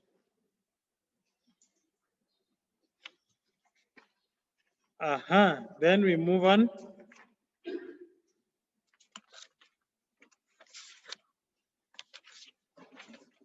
Another question.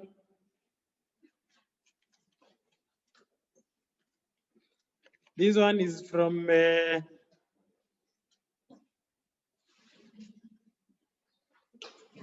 Inheritance by David Mulwa. Those of you who are doing The Inheritance by David Mulwa, you can take down this question. With illustrations from David Mulwa's play, Inheritance, with illustrations from David Mulwa's play, Inheritance,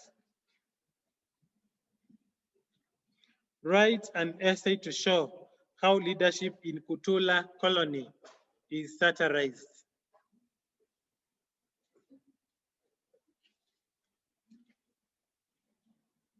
With illustrations from David Mulwa's play, Inheritance, write an essay to show how leadership in Kutula colony is satirized. The next question is from the PAL. In difficult times and situations, in difficult times and situations, in difficult times and situations, family unity must be embraced for one to succeed. Family unity must be embraced for one to succeed. In difficult times and situations, family unity must be embraced for one to succeed. Show how true the statement is. Show how true the statement is. Drawing illustrations from the PAL. Drawing illustrations from the PAL. Show how true the statement is. drawing illustrations from the PAL.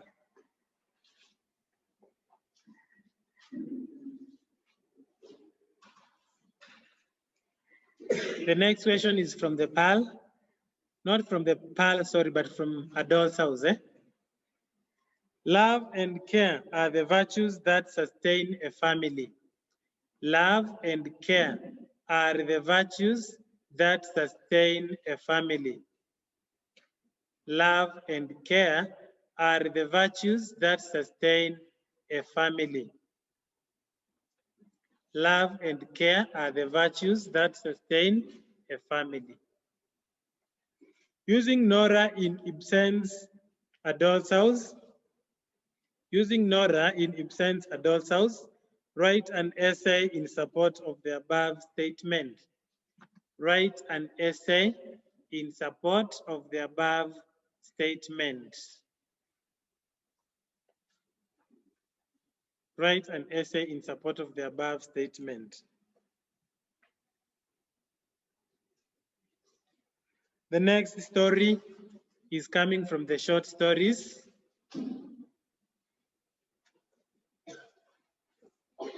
Memories We Lost and Other Short Stories.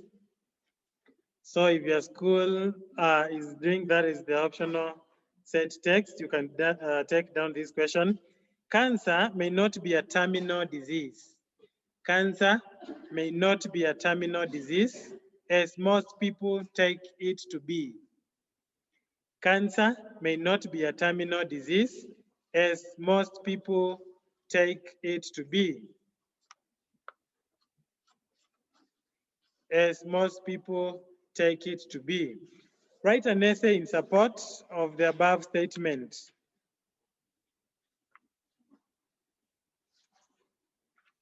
Write an essay in support of the above statement, drawing your illustrations in Rolf Smith's story, No Need to Lie.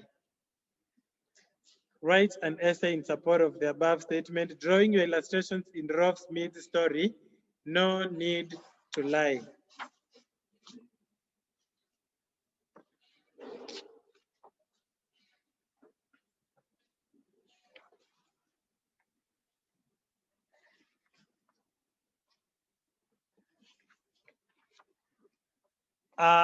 The next question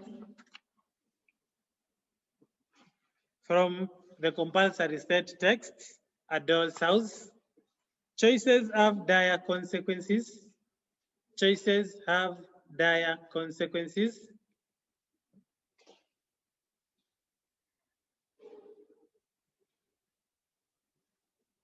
Choices have dire consequences. With reference from Adult's House, write an essay to affirm the statement. With reference from Adult's House, write an essay. Write an essay to affirm the statement.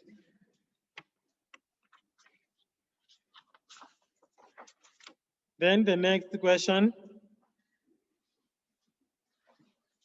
Next question from the PAL.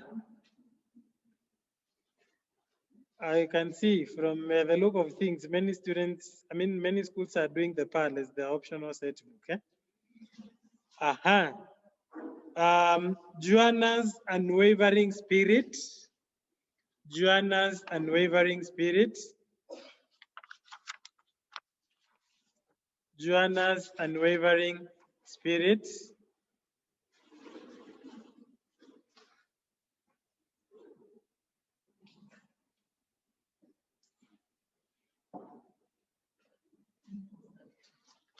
Joanna's unwavering spirit makes her the rock of our family. Makes her the rock of our family. Makes her the rock of our family.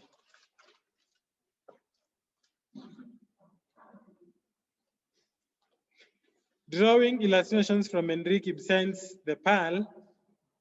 Drawing illustrations from Henrik Ibsen's The Pearl. Support the statement. Support the statement.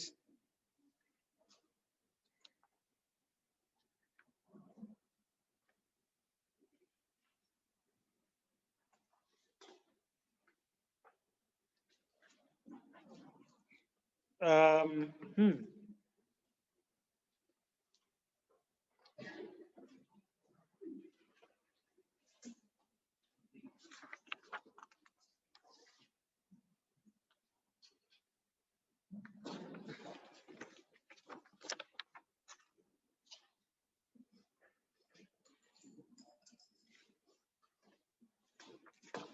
The last question from the short stories. The last question from the short stories.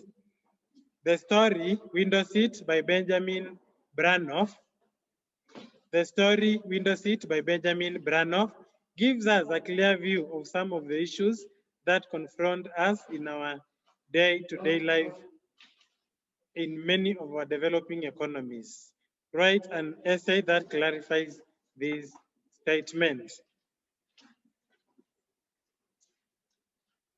The story Window Seat by Benjamin Branoff gives us a clear view of some of the issues that confront us in our day-to-day life in many of our developing economies. Write an essay that clarifies these claims.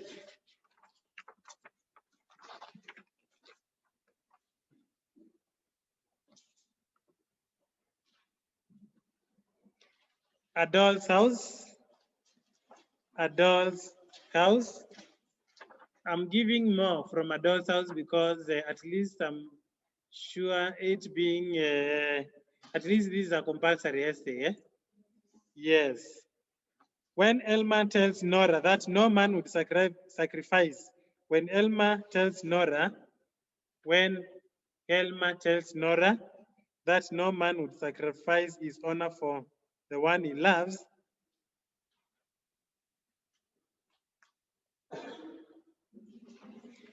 when Elma tells Nora that no man would sacrifice his honor for the one he loves, no man would sacrifice his honor for the one he loves, Nora responds by saying that this is a thing that hundreds of thousands of women. Nora responds by saying, Nora responds by saying, Nora responds by saying that this is a thing that hundreds of thousands of women have done. Using illustrations from the play,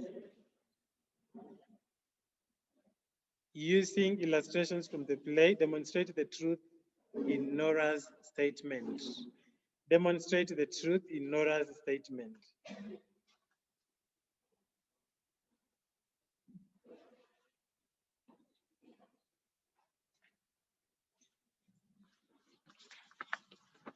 So the question was, when Elma tells Nora that no man will sacrifice his honor for the one he loves, Nora responds by saying that it is a thing that hundreds of thousands of women have done.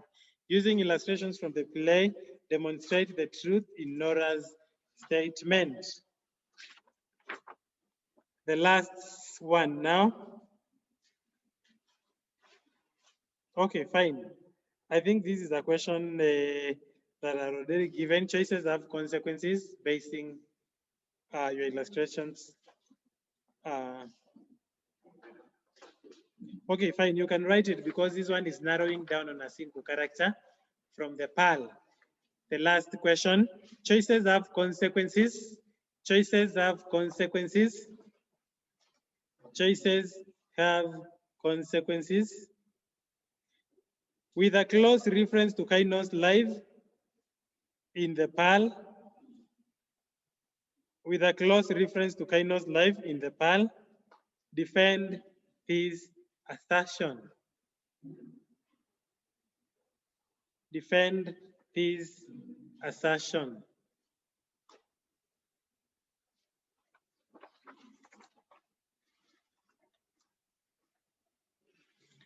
So we have come to the end of the first part of the presentation. I hope, I want to believe that you have learned. So now we are moving to the second session and the last, and that is the question and answer session.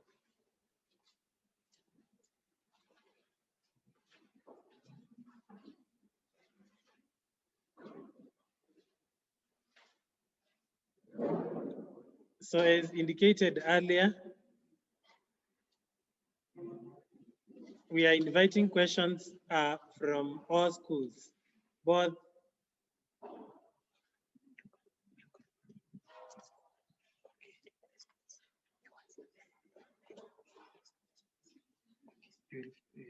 facilitate the questions. Okay, so I'll be responding as they come. I just want to respond as they come. I don't want to write it. Yeah.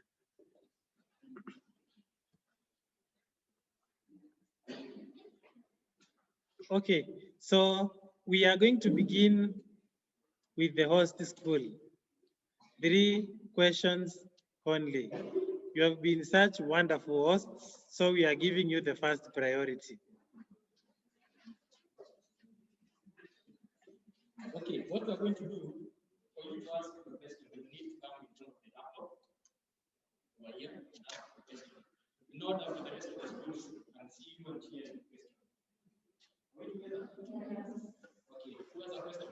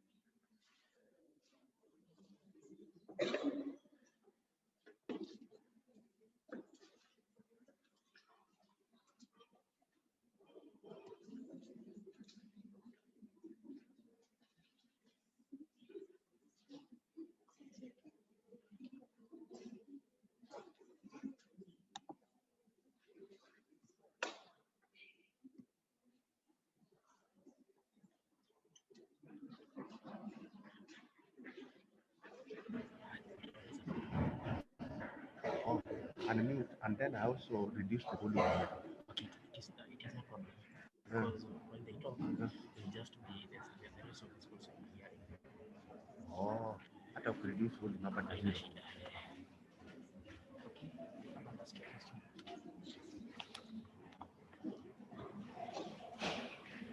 You remove the mask.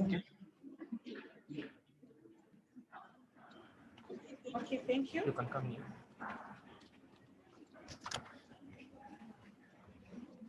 Okay, my question is from the... Excuse me. You will tell us your name and the name of your school. Okay. Yes. Thank you. I'm Catherine Kanini from Moore Hills Girls High School. And my question is from the essay. You talked of introduction, and the introduction, you've given like, you give character, for example, to illustrate what the question is asking about. And then my question is that, can you still use the character you used in introduction in the body, but with further clarification? Or if not, if I can also introduce I can do my introduction and then list the characters in my introduction, but without illustration, and then going to the body, to the paragraphs now, I use the same characters which have only introduced the bodies to answer the question. Thank you, Catherine. I've got your question loud and clear. This is what I said. For the contextualized introduction, contextualized introduction, where you are using information from the set book, use one character to introduce your essay, but let that introduction be conclusive. let it be conclusive in this sense. If we are saying, for example, that question on desperate times, desperate times calling for desperate measures. We want to see a situation that you understand that the character you are using was in a desperate situation. And then out of that, desperation, she was forced to take a desperate measure. That should come out very clearly. That should be conclusive. The other one, when you ask whether you can just list the characters, before you go to that, that character that you have used, you know you have not given us a lot of information. You would go ahead in the body. It can even be your first point. And now you would use the same character in your paragraph. It can even be the first, but now you will give us all the illustrations that you can get from the set book. Remember, in the introduction, there were no illustrations. It was just a statement to show that you understand the question. The other one, she asked whether you can just list all the characters that you will use in the body.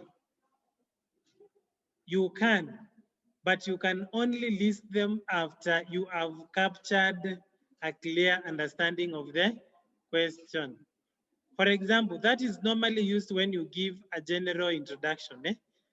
For example, if you say, we are still using the same question, that in life, sometimes we find ourselves in very tricky situations and we are forced to do things that we had not thought that we can do them before. Then you go ahead and say, this is seen in a doll's house through the following characters. Helma, Krogstad, you can talk of Nora and Mrs. Lind, full stop. But now without going into the details of what situation they were in and what they did, because you have already given a conclusive statement. I hope Catherine and the other candidates have got that right. Thank you. Okay, the next question.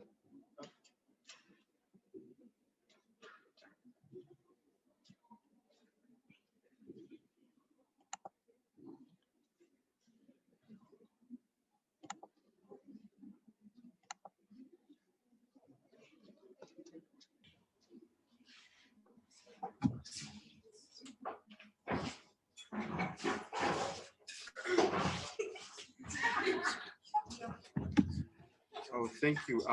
Pius from Kamodanga. Hello. I'm Pius from Kamodanga. I'm asking about on the essay question. When you're writing the essays on the paragraphs, is it a must that after you write an introduction on the paragraph, should you write a moral lessons? Are they specific like introduction, explanation, and a moral lesson? Okay, you can go on and ask your question. I'm Mercy Lojok. I'm Mercy Lojok from Moore Hills Girls High School. My question is, can you use, when writing the body now, can you use sentence connectors instead of topic sentence to write your point? Okay, thank you. Our question is whether in the body you can use sentence connectors instead of topic sentences to write your points. The function of sentence connectors, the sentence of sentence connectors is to show that we are transiting from one idea to the next. There is nothing wrong with using sentence connectors, but even when you use sentence connectors, you would still have to use a topic sentence, because it is the topic sentence which would introduce the point that you are going to be discussing in a given paragraph. Thank you. Okay, who else has a question? You can. Okay, we are going to get the last question. Yeah.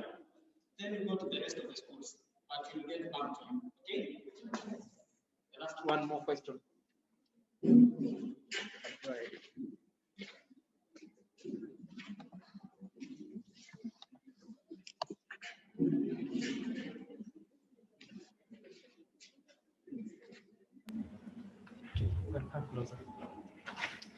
Okay, I am Margaret Mutave from Moa Hills Girls High School.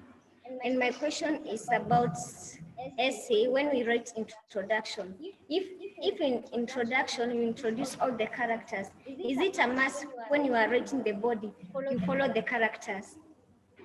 Okay, thank you, Margaret Morgan, for your question.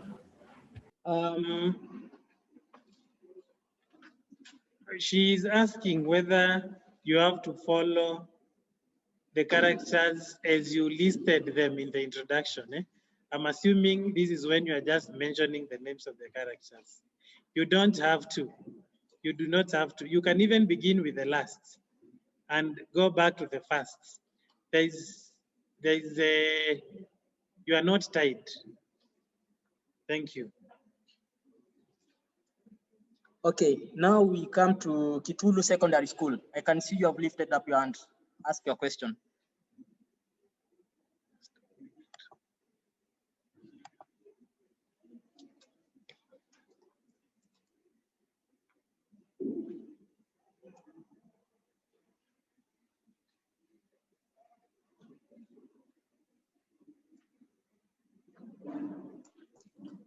Yeah, I'm Sarah from Kitulu Day Secondary. Okay, go ahead. So I'm asking if, for instance, if you are given booklets that are not the size of A4, like if they're smaller than A4, how many pages should we go for? Okay. Thank you, Sarah.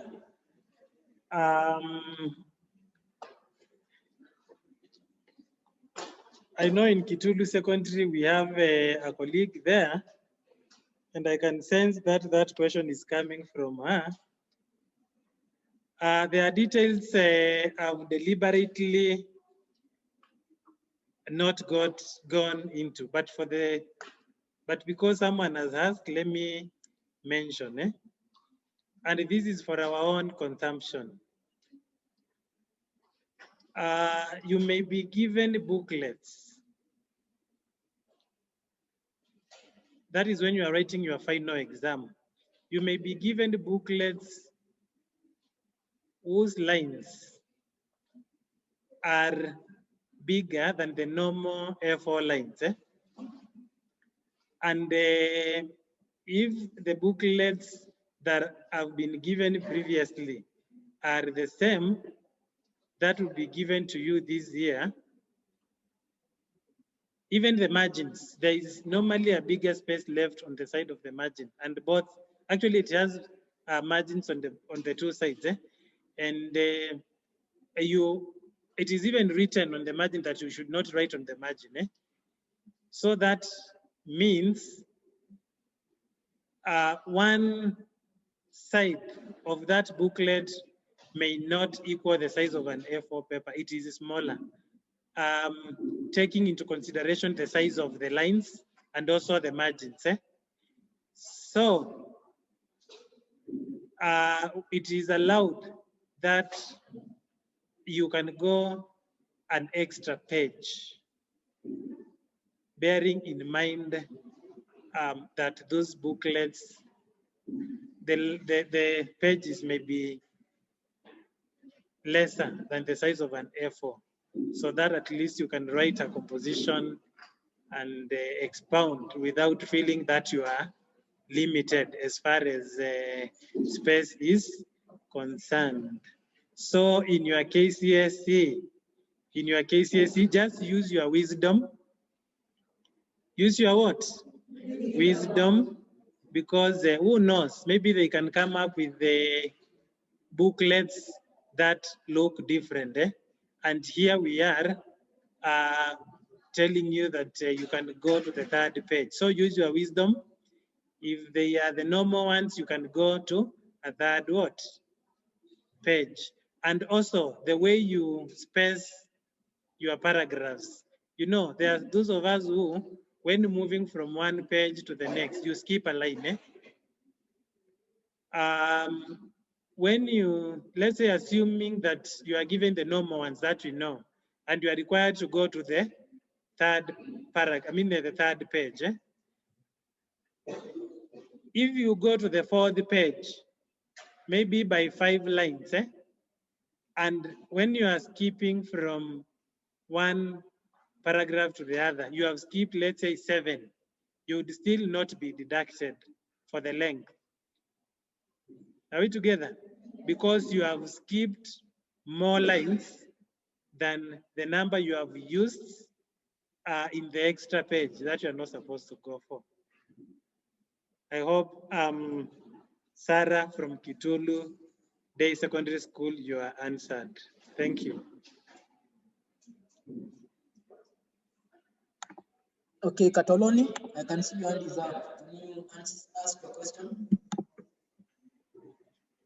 Katoloni? Katoloni Secondary School?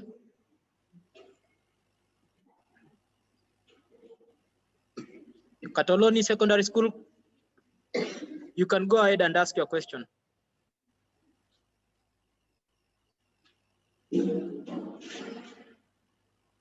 Katoloni Secondary School? Katoloni? Okay, we go to Kamudanga.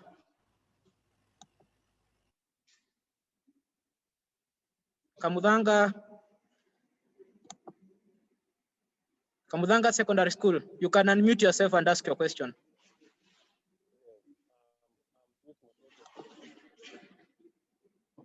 Kamudanga. Kamudanga Secondary School. You can unmute and ask your question.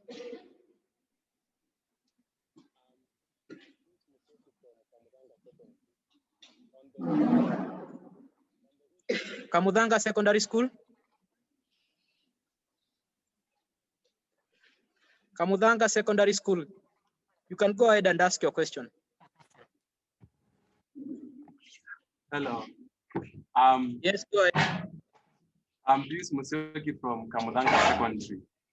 On the issue of writing the essay questions, do we need to include a moral lesson in each paragraph after we are through writing the paragraph questions?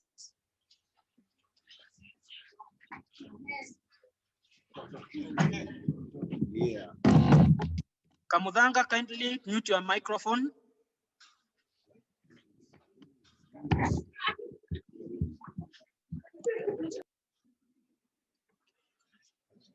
Okay, I did not get the name of the student who asked the question from Kamudanga Secondary School, but I got the question, and that is what is more important.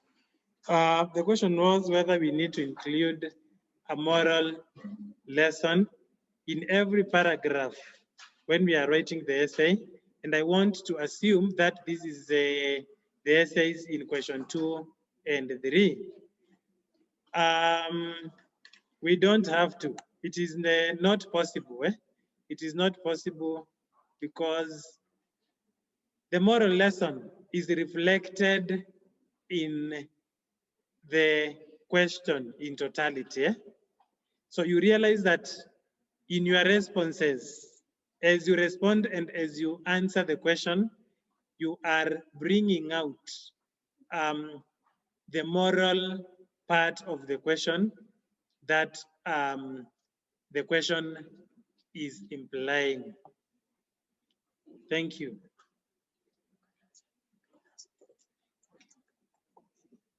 Okay. I can see a question from the chat from Gomeni Secondary School. How would the candidate know that the essay question demands contextualized introduction or a general view introduction? I said that you can choose to use any. There are no questions which demand contextualized introductions and no questions which demand general introductions. Both introductions can fit for any question. So it is upon you to choose the type of introduction that you want. Thank you, Kamudanga Secondary School. Okay, Gomeni, sorry. Okay, let's get a question from St. Patrick's. St. Patrick's, you can unmute from your side. St. Patrick's. St. Patrick's High School.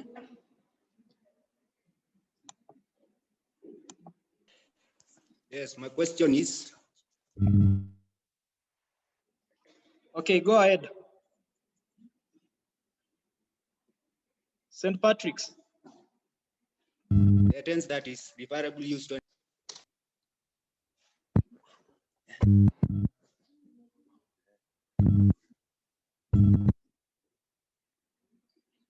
St. Patrick's.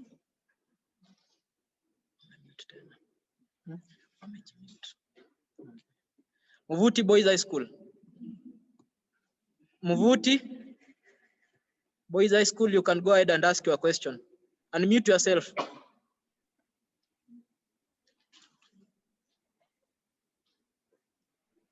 Muvuti Boys High School, you can ask your question.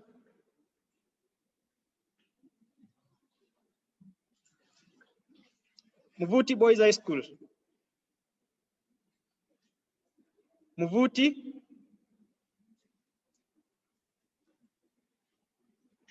Muvuti, you can go ahead and ask your question.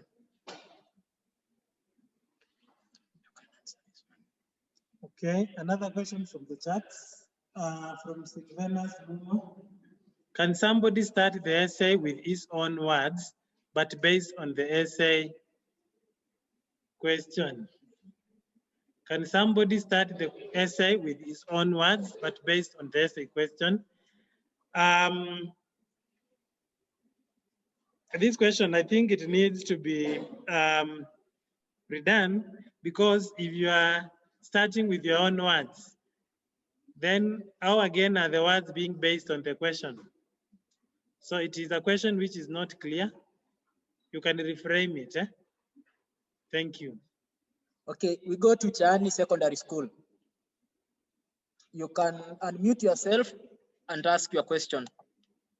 Chani Secondary School.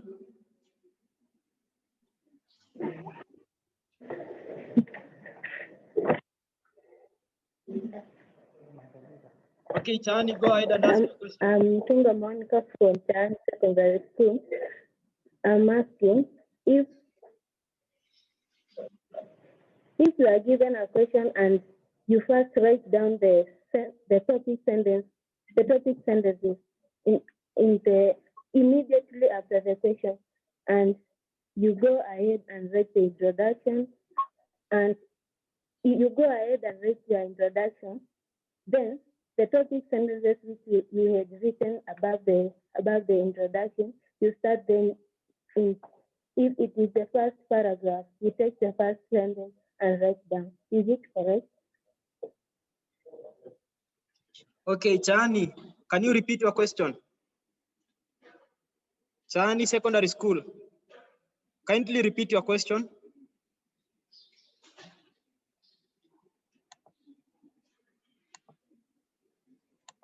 Chani Secondary School.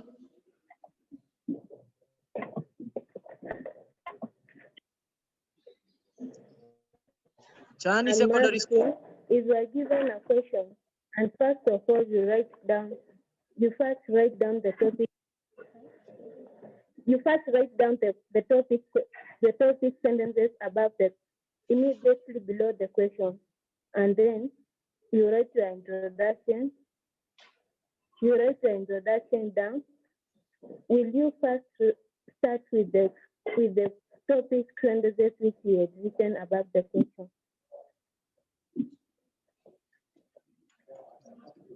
I think I've got the question from Chani Secondary.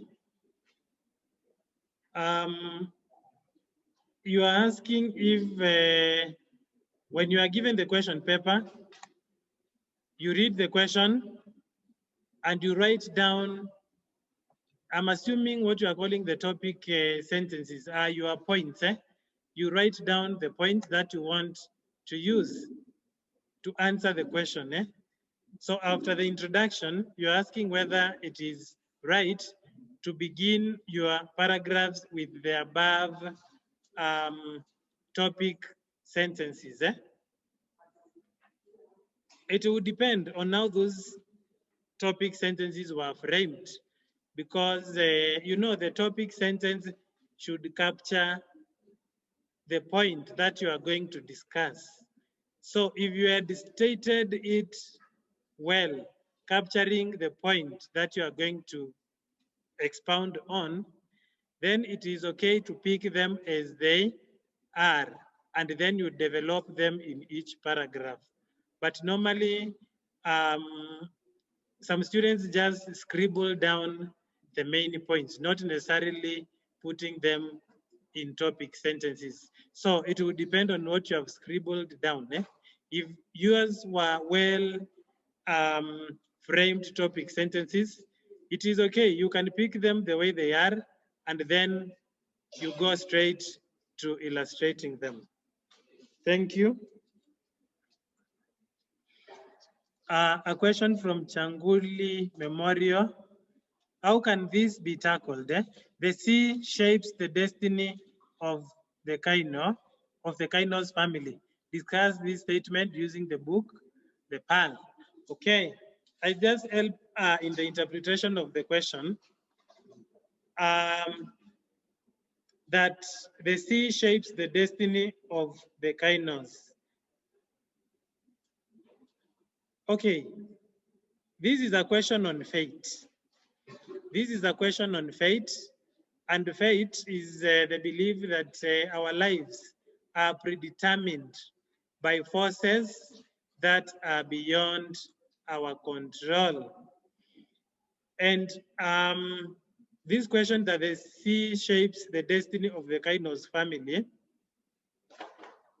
you are required to write in support of this, because it is true that Kainos family, the fate of Kainos family is shaped or is determined by the sea. First of all, we can see that Kainos family depend on the sea for their livelihood. They depend on pearl fishing. That is how they get their daily bread. And again, now going to what happens, one event that shaped the destiny of Kainos family. When they went out fishing after their son was bitten by the scorpion, and luck, the gods were on their side, and they got the pearl of the world. The pearl of the world. We see that that pearl of the world that they got, it's like from the moment that they got that pearl, their life changes.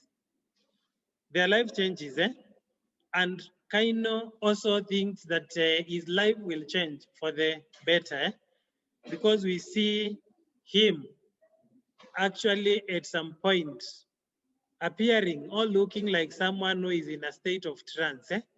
When you are in a state of trance, you look as though you have been transformed, and his eyes are fixed, and he's visualizing and talking about the things that he plans to do when he gets proceeds from the sale of the pearl. One of the things that he says is that he will enroll his son in school, and his son will learn and he will be able to read.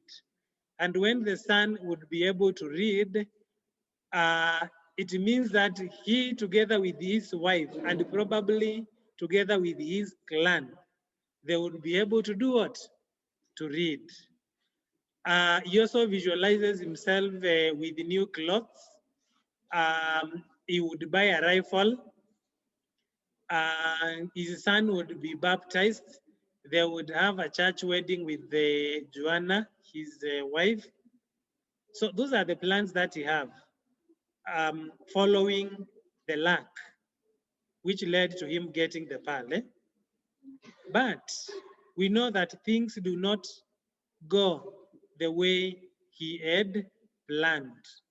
We see immediately news go out. He starts getting some visitors that were not anticipated. And it begins with a priest. A priest who we are told is like he saw those people living in brush houses as children. And then he also has his plans. When he got the news, when he was working in the church garden, he started thinking of some necessary repairs in the church. And then, of course, the proceeds and how he would benefit. Then he came and was telling Kaino that Kaino is named after a saint, and that his name is even in the holy what? In the holy book.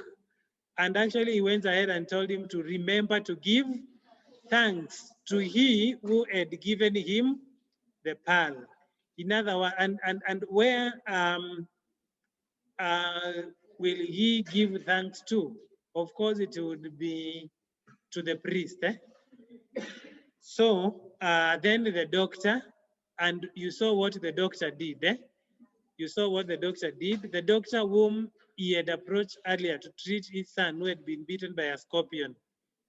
And because they did not have money, he had actually sent them away. He had never even bothered to come to see them. He had just sent a servant. He sent them away. And now when he gets the news that Kaino had got the pearl of the world, he comes to his home at night with his servant, and he claims that he is treating the son of the man who had got the pearl of the world for a scorpion bite. So very many things happened following Kaino's lack of getting the pearl. And you saw the attacks. He's injured. Someone digs a hole in his boat so that he does not use it to escape. Then he decides, I'm going to sell the pearl in the capital.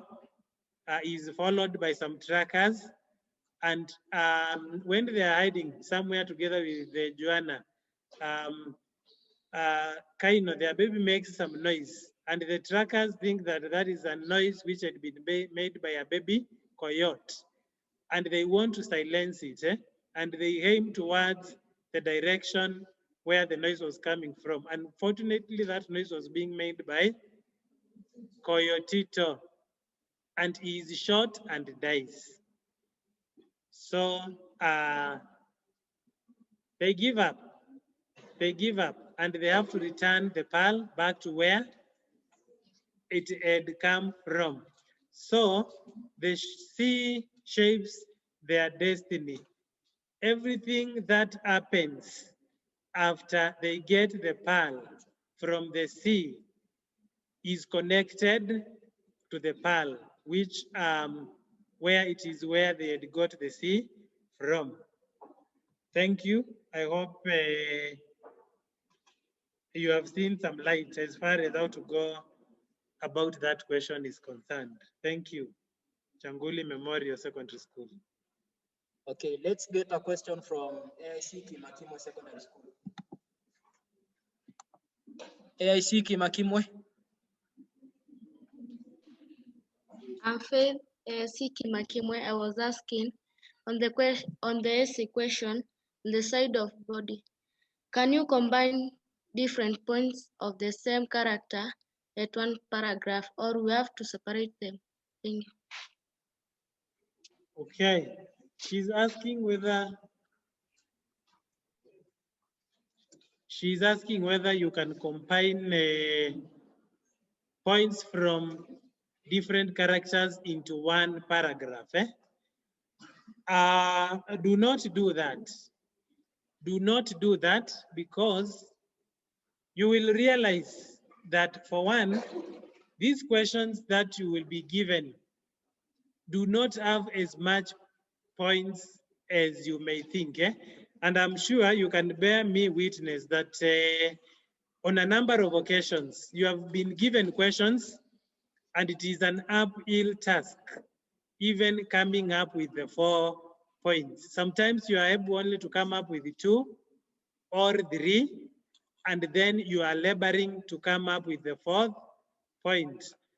The problem with combining, points is some examiners would treat them as one. And you know, sometimes you can write 2 points in one paragraph when you are conscious. When you are conscious, you will use a word that would show you are transiting from one point to the next. If that happens, the examiner would put a slash at the end of one point and at the beginning of the other, so that they would award marks for 2 different points in one paragraph. If you do not consciously show that you are moving from one point to the other, then chances are very high that an examiner would treat your 2 points as one, and it is you to lose.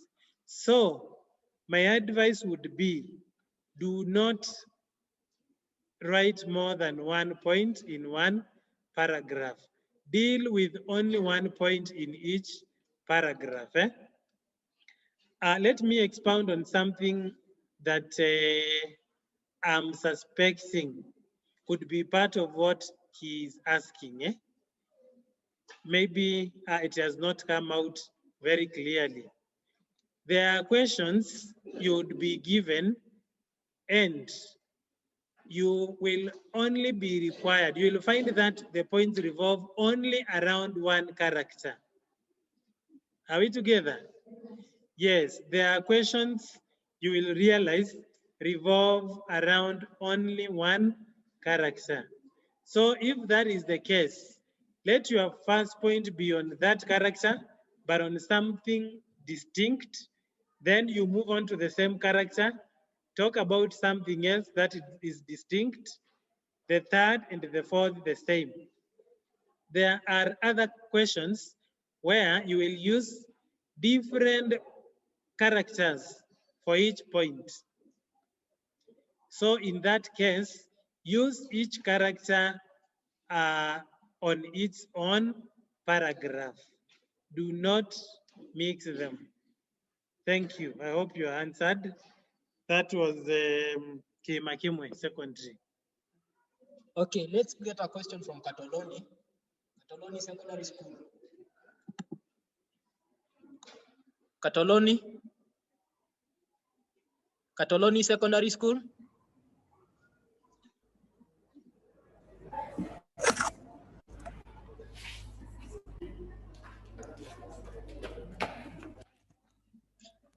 Katoloni. Yes, go ahead. Yeah, I have several questions.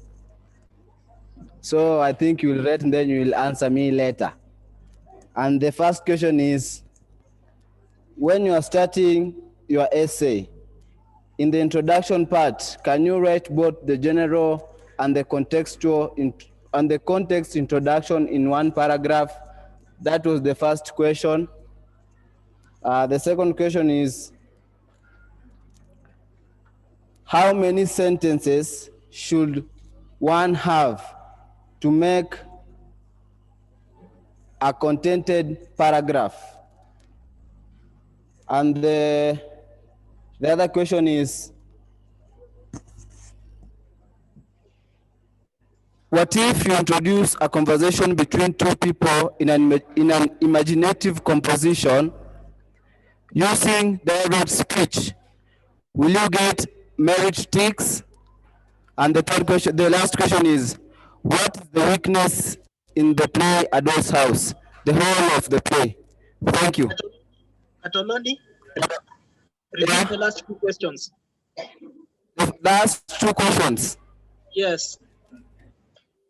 Right. The first one, what if you introduce a conversation between two people in an imaginative composition using direct speech? Will you get merit ticks?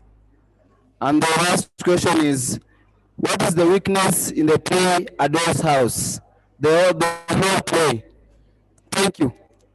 Weakness in the play Adolf's House. Katoloni, repeat the last question.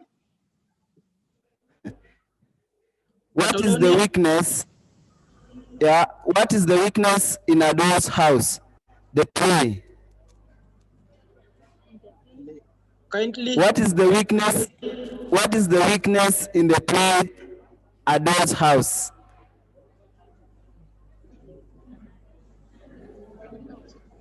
Okay, you can ignore that one.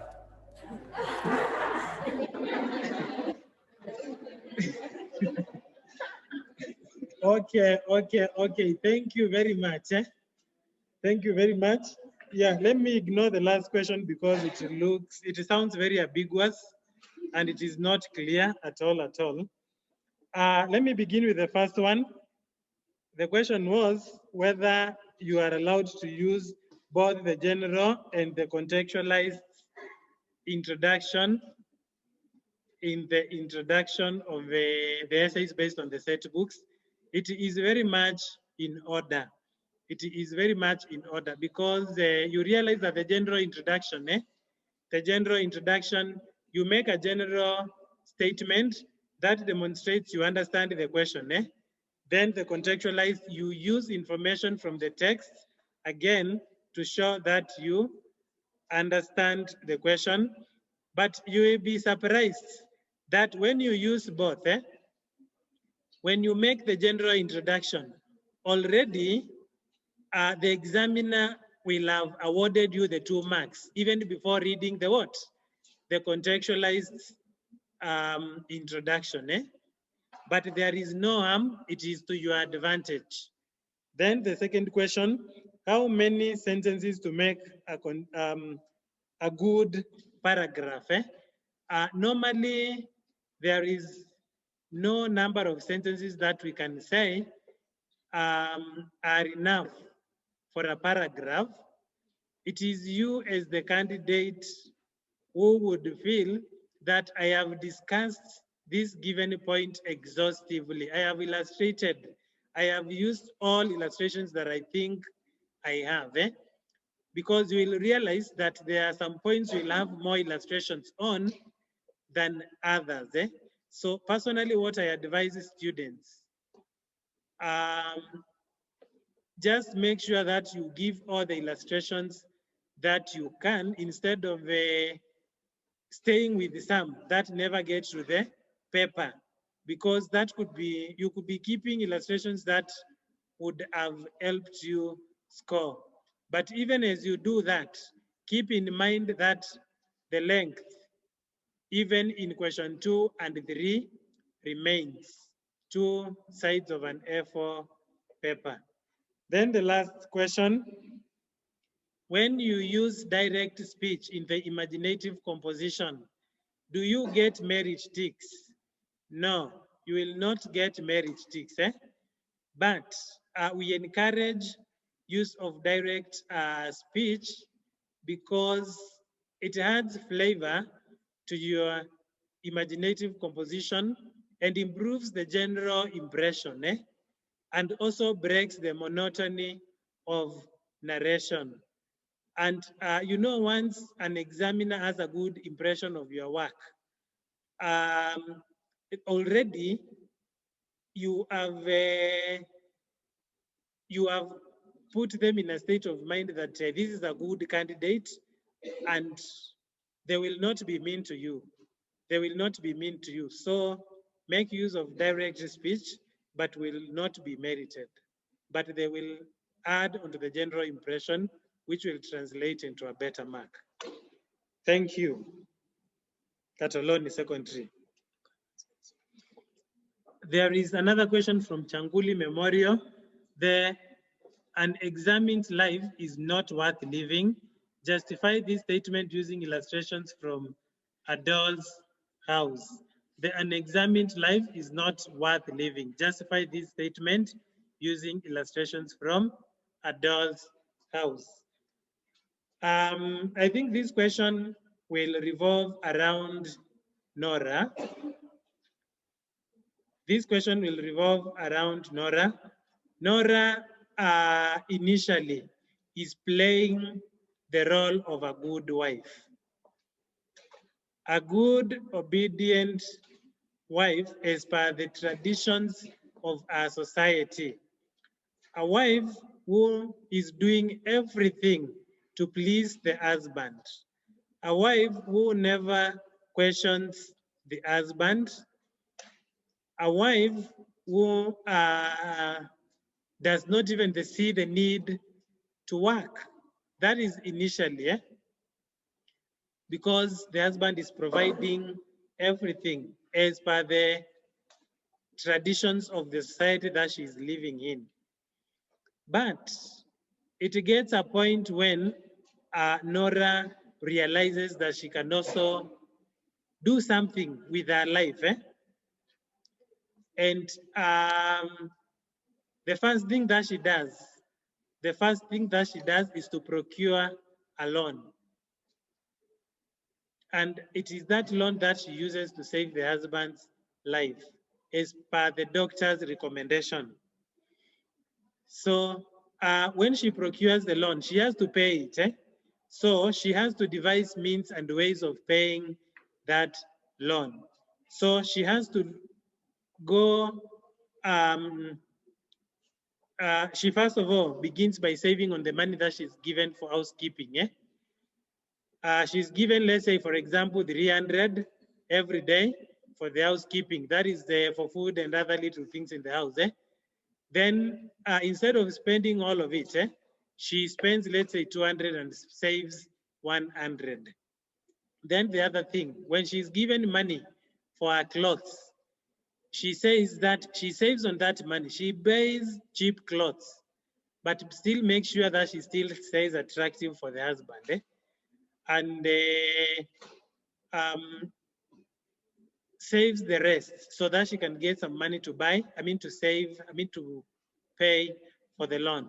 So it gets a point when Nora wakes up and realizes that she should do something with her life.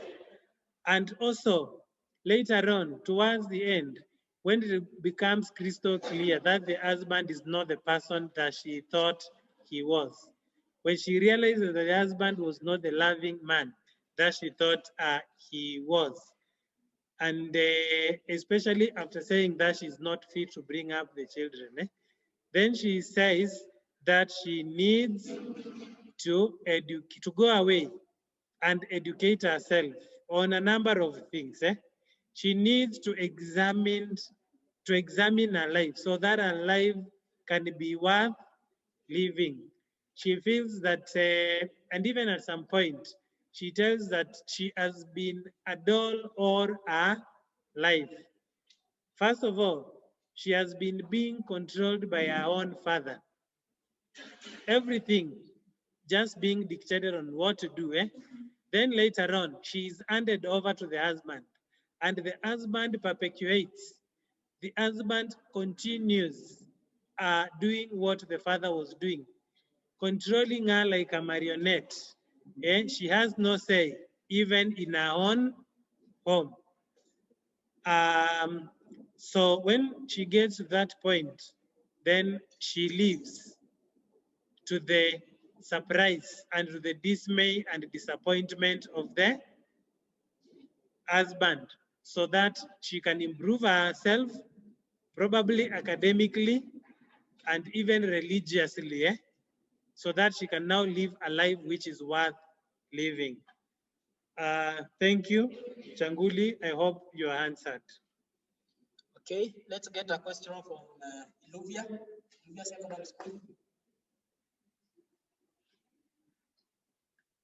Iluvia Secondary School. Go ahead. My question, I have a few questions, and my questions come from an imaginative composition. Is it mandatory for all the composition to have a moral lesson? That is the first question. The second question comes from the essay. Is there a limit on the number of sentences in the introduction and conclusion? That is the second sentence question. The third question is on an essay the same. What is the current trend in the neck setting of the question on the set books? Is it on the theme style of the characterization? That is the third question. And the fourth question is, when quoting a set book at a set text in your work, that is the title of the book, should you underline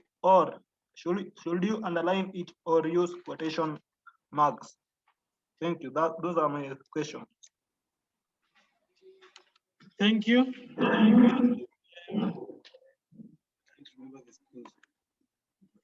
Iluvia, that was Iluvia Secondary School. The first question on whether it is mandatory for a composition to have a moral lesson. Yes, there should be something positive for everybody to learn from your story.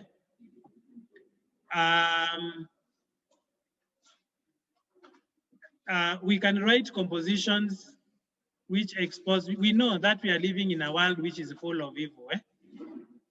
You can even write a composition on prostitution, a composition on robbery. We know there are people who are making a living out of such. In the society, those things are not allowed. You are not supposed to glorify these things. So if you take that direction, we should see when you are coming to the end of your conclusion, we should see your stand as far as where these things are concerned. For example, if you are giving us a story on somebody who has acquired a lot of wealth through prostitution, we are told, and I'm made to understand that in Nairobi, we have prostitutes who have plots and apartments from that kind of business. But is it morally upright? Is it okay? No. So what you should do, we should see these people learn their lesson that that business they were doing is not okay. And a warning, it should be a warning to other people not to do the same. You can do that by actually having that person contract HIV, AIDS, and probably dying a painful death. And it serves as a lesson to other people. Then the other situation whereby somebody has acquired a lot of wealth through robbery, we can also, you can also see them, we can see them being brought to book, and probably losing everything that they had earned, or even being shot and dying in the process. Like I remember there was a set book. There was a set book which was, I think it is the one which replaced Blossoms of the Savannah, The River and the Source by Margaret Ogola. There is one character there by the name Becky. Becky is beautiful. I do not know whether you have ever read a description of beauty until, or to a point that you can even see it in front of you. That is the kind of a description of the kind of a girl that we are given about beauty. I mean, Becky, the looks, the complexion, the height, the body figure, and she learns from a very early age that she's beautiful. And you know, there is normally something wrong with girls who are beautiful, and especially when it gets into their minds that they are beautiful. They think that they can get everything without making a lot of effort. So Becky is a twin sister to another girl, Vera, who is not as beautiful as she is. They are total contrasts, but Vera is gifted with brains. So back to the story of Becky. Becky does not do as well as she was, as well as the father wanted. So she does not qualify to go to the university. And actually, initially, she had also not qualified to go to a national school like the sister. And the sister insisted that they have to go, they are twins, they have to go to the same school. So the sister, Vera, gave up a chance in a national school and joined Becky in a district school. But she still passed and they managed straight A's and went to the university. But later on, she realized that probably she'd made a mistake because the sister, Becky, did not love her as much as Vera loved her sister, Becky. So she runs away from home to pursue a dream career of being an air hostess. She actually writes a note to the parents that she needs to pursue her dream. And she realizes that the parents are not they are not supporting her. They actually wanted her to pursue some more respectful careers as far as they are concerned, teaching, nursing, and so on. So when she runs away, she succeeds, gets a job as an air hostess with Kenya Airways. But now her problem, she becomes promiscuous. Then many years pass.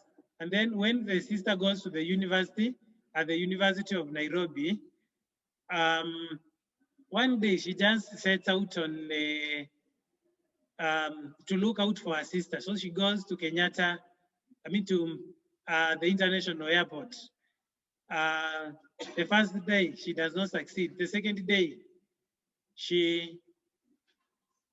when she almost gives up and she's going back to take a bus, she bumps into her sister in that uniform. And you know, the way that uniform can really, really bring out the beauty of those air hostesses. Those of you who have flown, you know what I'm saying. So Vera is surprised. And after exchanging greetings, Becky takes her to her home, to her home in Nairobi, an apartment. So when they go there, she finds that she was living with a Mzungu boyfriend. But when the Mzungu was also a pilot, so when the Mzungu was away, Becky would go with the other men. She became promiscuous. So later on, the husband learns that Becky was cheating with her. And they had 2 children, a boy and a girl. So the Mzungu just disappears. I think he just goes back to Canada. He was a Canadian and cut links. So now frustrations begin. Later on, Becky develops full-blown AIDS. So when she is dying on her deathbed, she writes a note to the sister Vera, whom she looked down upon all her life, whom she thought she was not beautiful, but whom at a time At one point, they had a confrontation on the way she was raising up her children. Vera decided to go to Opus Dei. Opus Dei is an organization, a Catholic organization where you can join as a married member or as a married member. So she chose that she was not going to be married and she would serve God in that capacity. So there is a time she went to her home and realized that the children were not happy. The children would just lock themselves in the rooms, do their things. They would not, actually, they were not much concerned about the mother. So Becky felt that distance and realized to confront the sister about the way that she was relating with the children. And Becky actually told her something that was very painful. You never make a mistake of someone who is childless. You don't tell them that they can go and do what? Have children of their own. So that really hurt her. And she kept quiet about it. So later on her deathbed, she wrote a note to her telling her that she is dying a slow, painful death. And she is paying the price for the kind of life that she has lived. And she knows that if she had had children, that is Vera had had children, then she would have made an excellent mother. And for that reason, she was leaving her two children, Johnny and Alicia, under her custody. And Becky died. Becky died, and she was buried. And some very beautiful flowers sprouted on her grave. It was just like a continuation or a confirmation of how beautiful she was when she was alive. So that kind of a story, when you decide to write about something that is not good, you should end by showing the consequences, and some people should also learn a lesson. Not the last question, limit on number of sentences. There is no limit on number of sentences. Make sure that your paragraphs are exhaustive. But once again, remember not to exceed on the length. Then the current trends in setting questions on the set books. Most questions would lean, just make sure that you are aware of current things. Current things. Like now we know that we have things about the BBI. We have a corona pandemic. We have actually we have campaigns which are beginning to heat up around the country. So make sure that you are aware of what is current. Nowadays, most questions would lean about current things. And also, as you read these set books, ask yourself, what are the moral lessons? What does the author, what has to learn from the overall work? Because questions would come along that line. Yeah, I hope I've exhaustively answered those questions.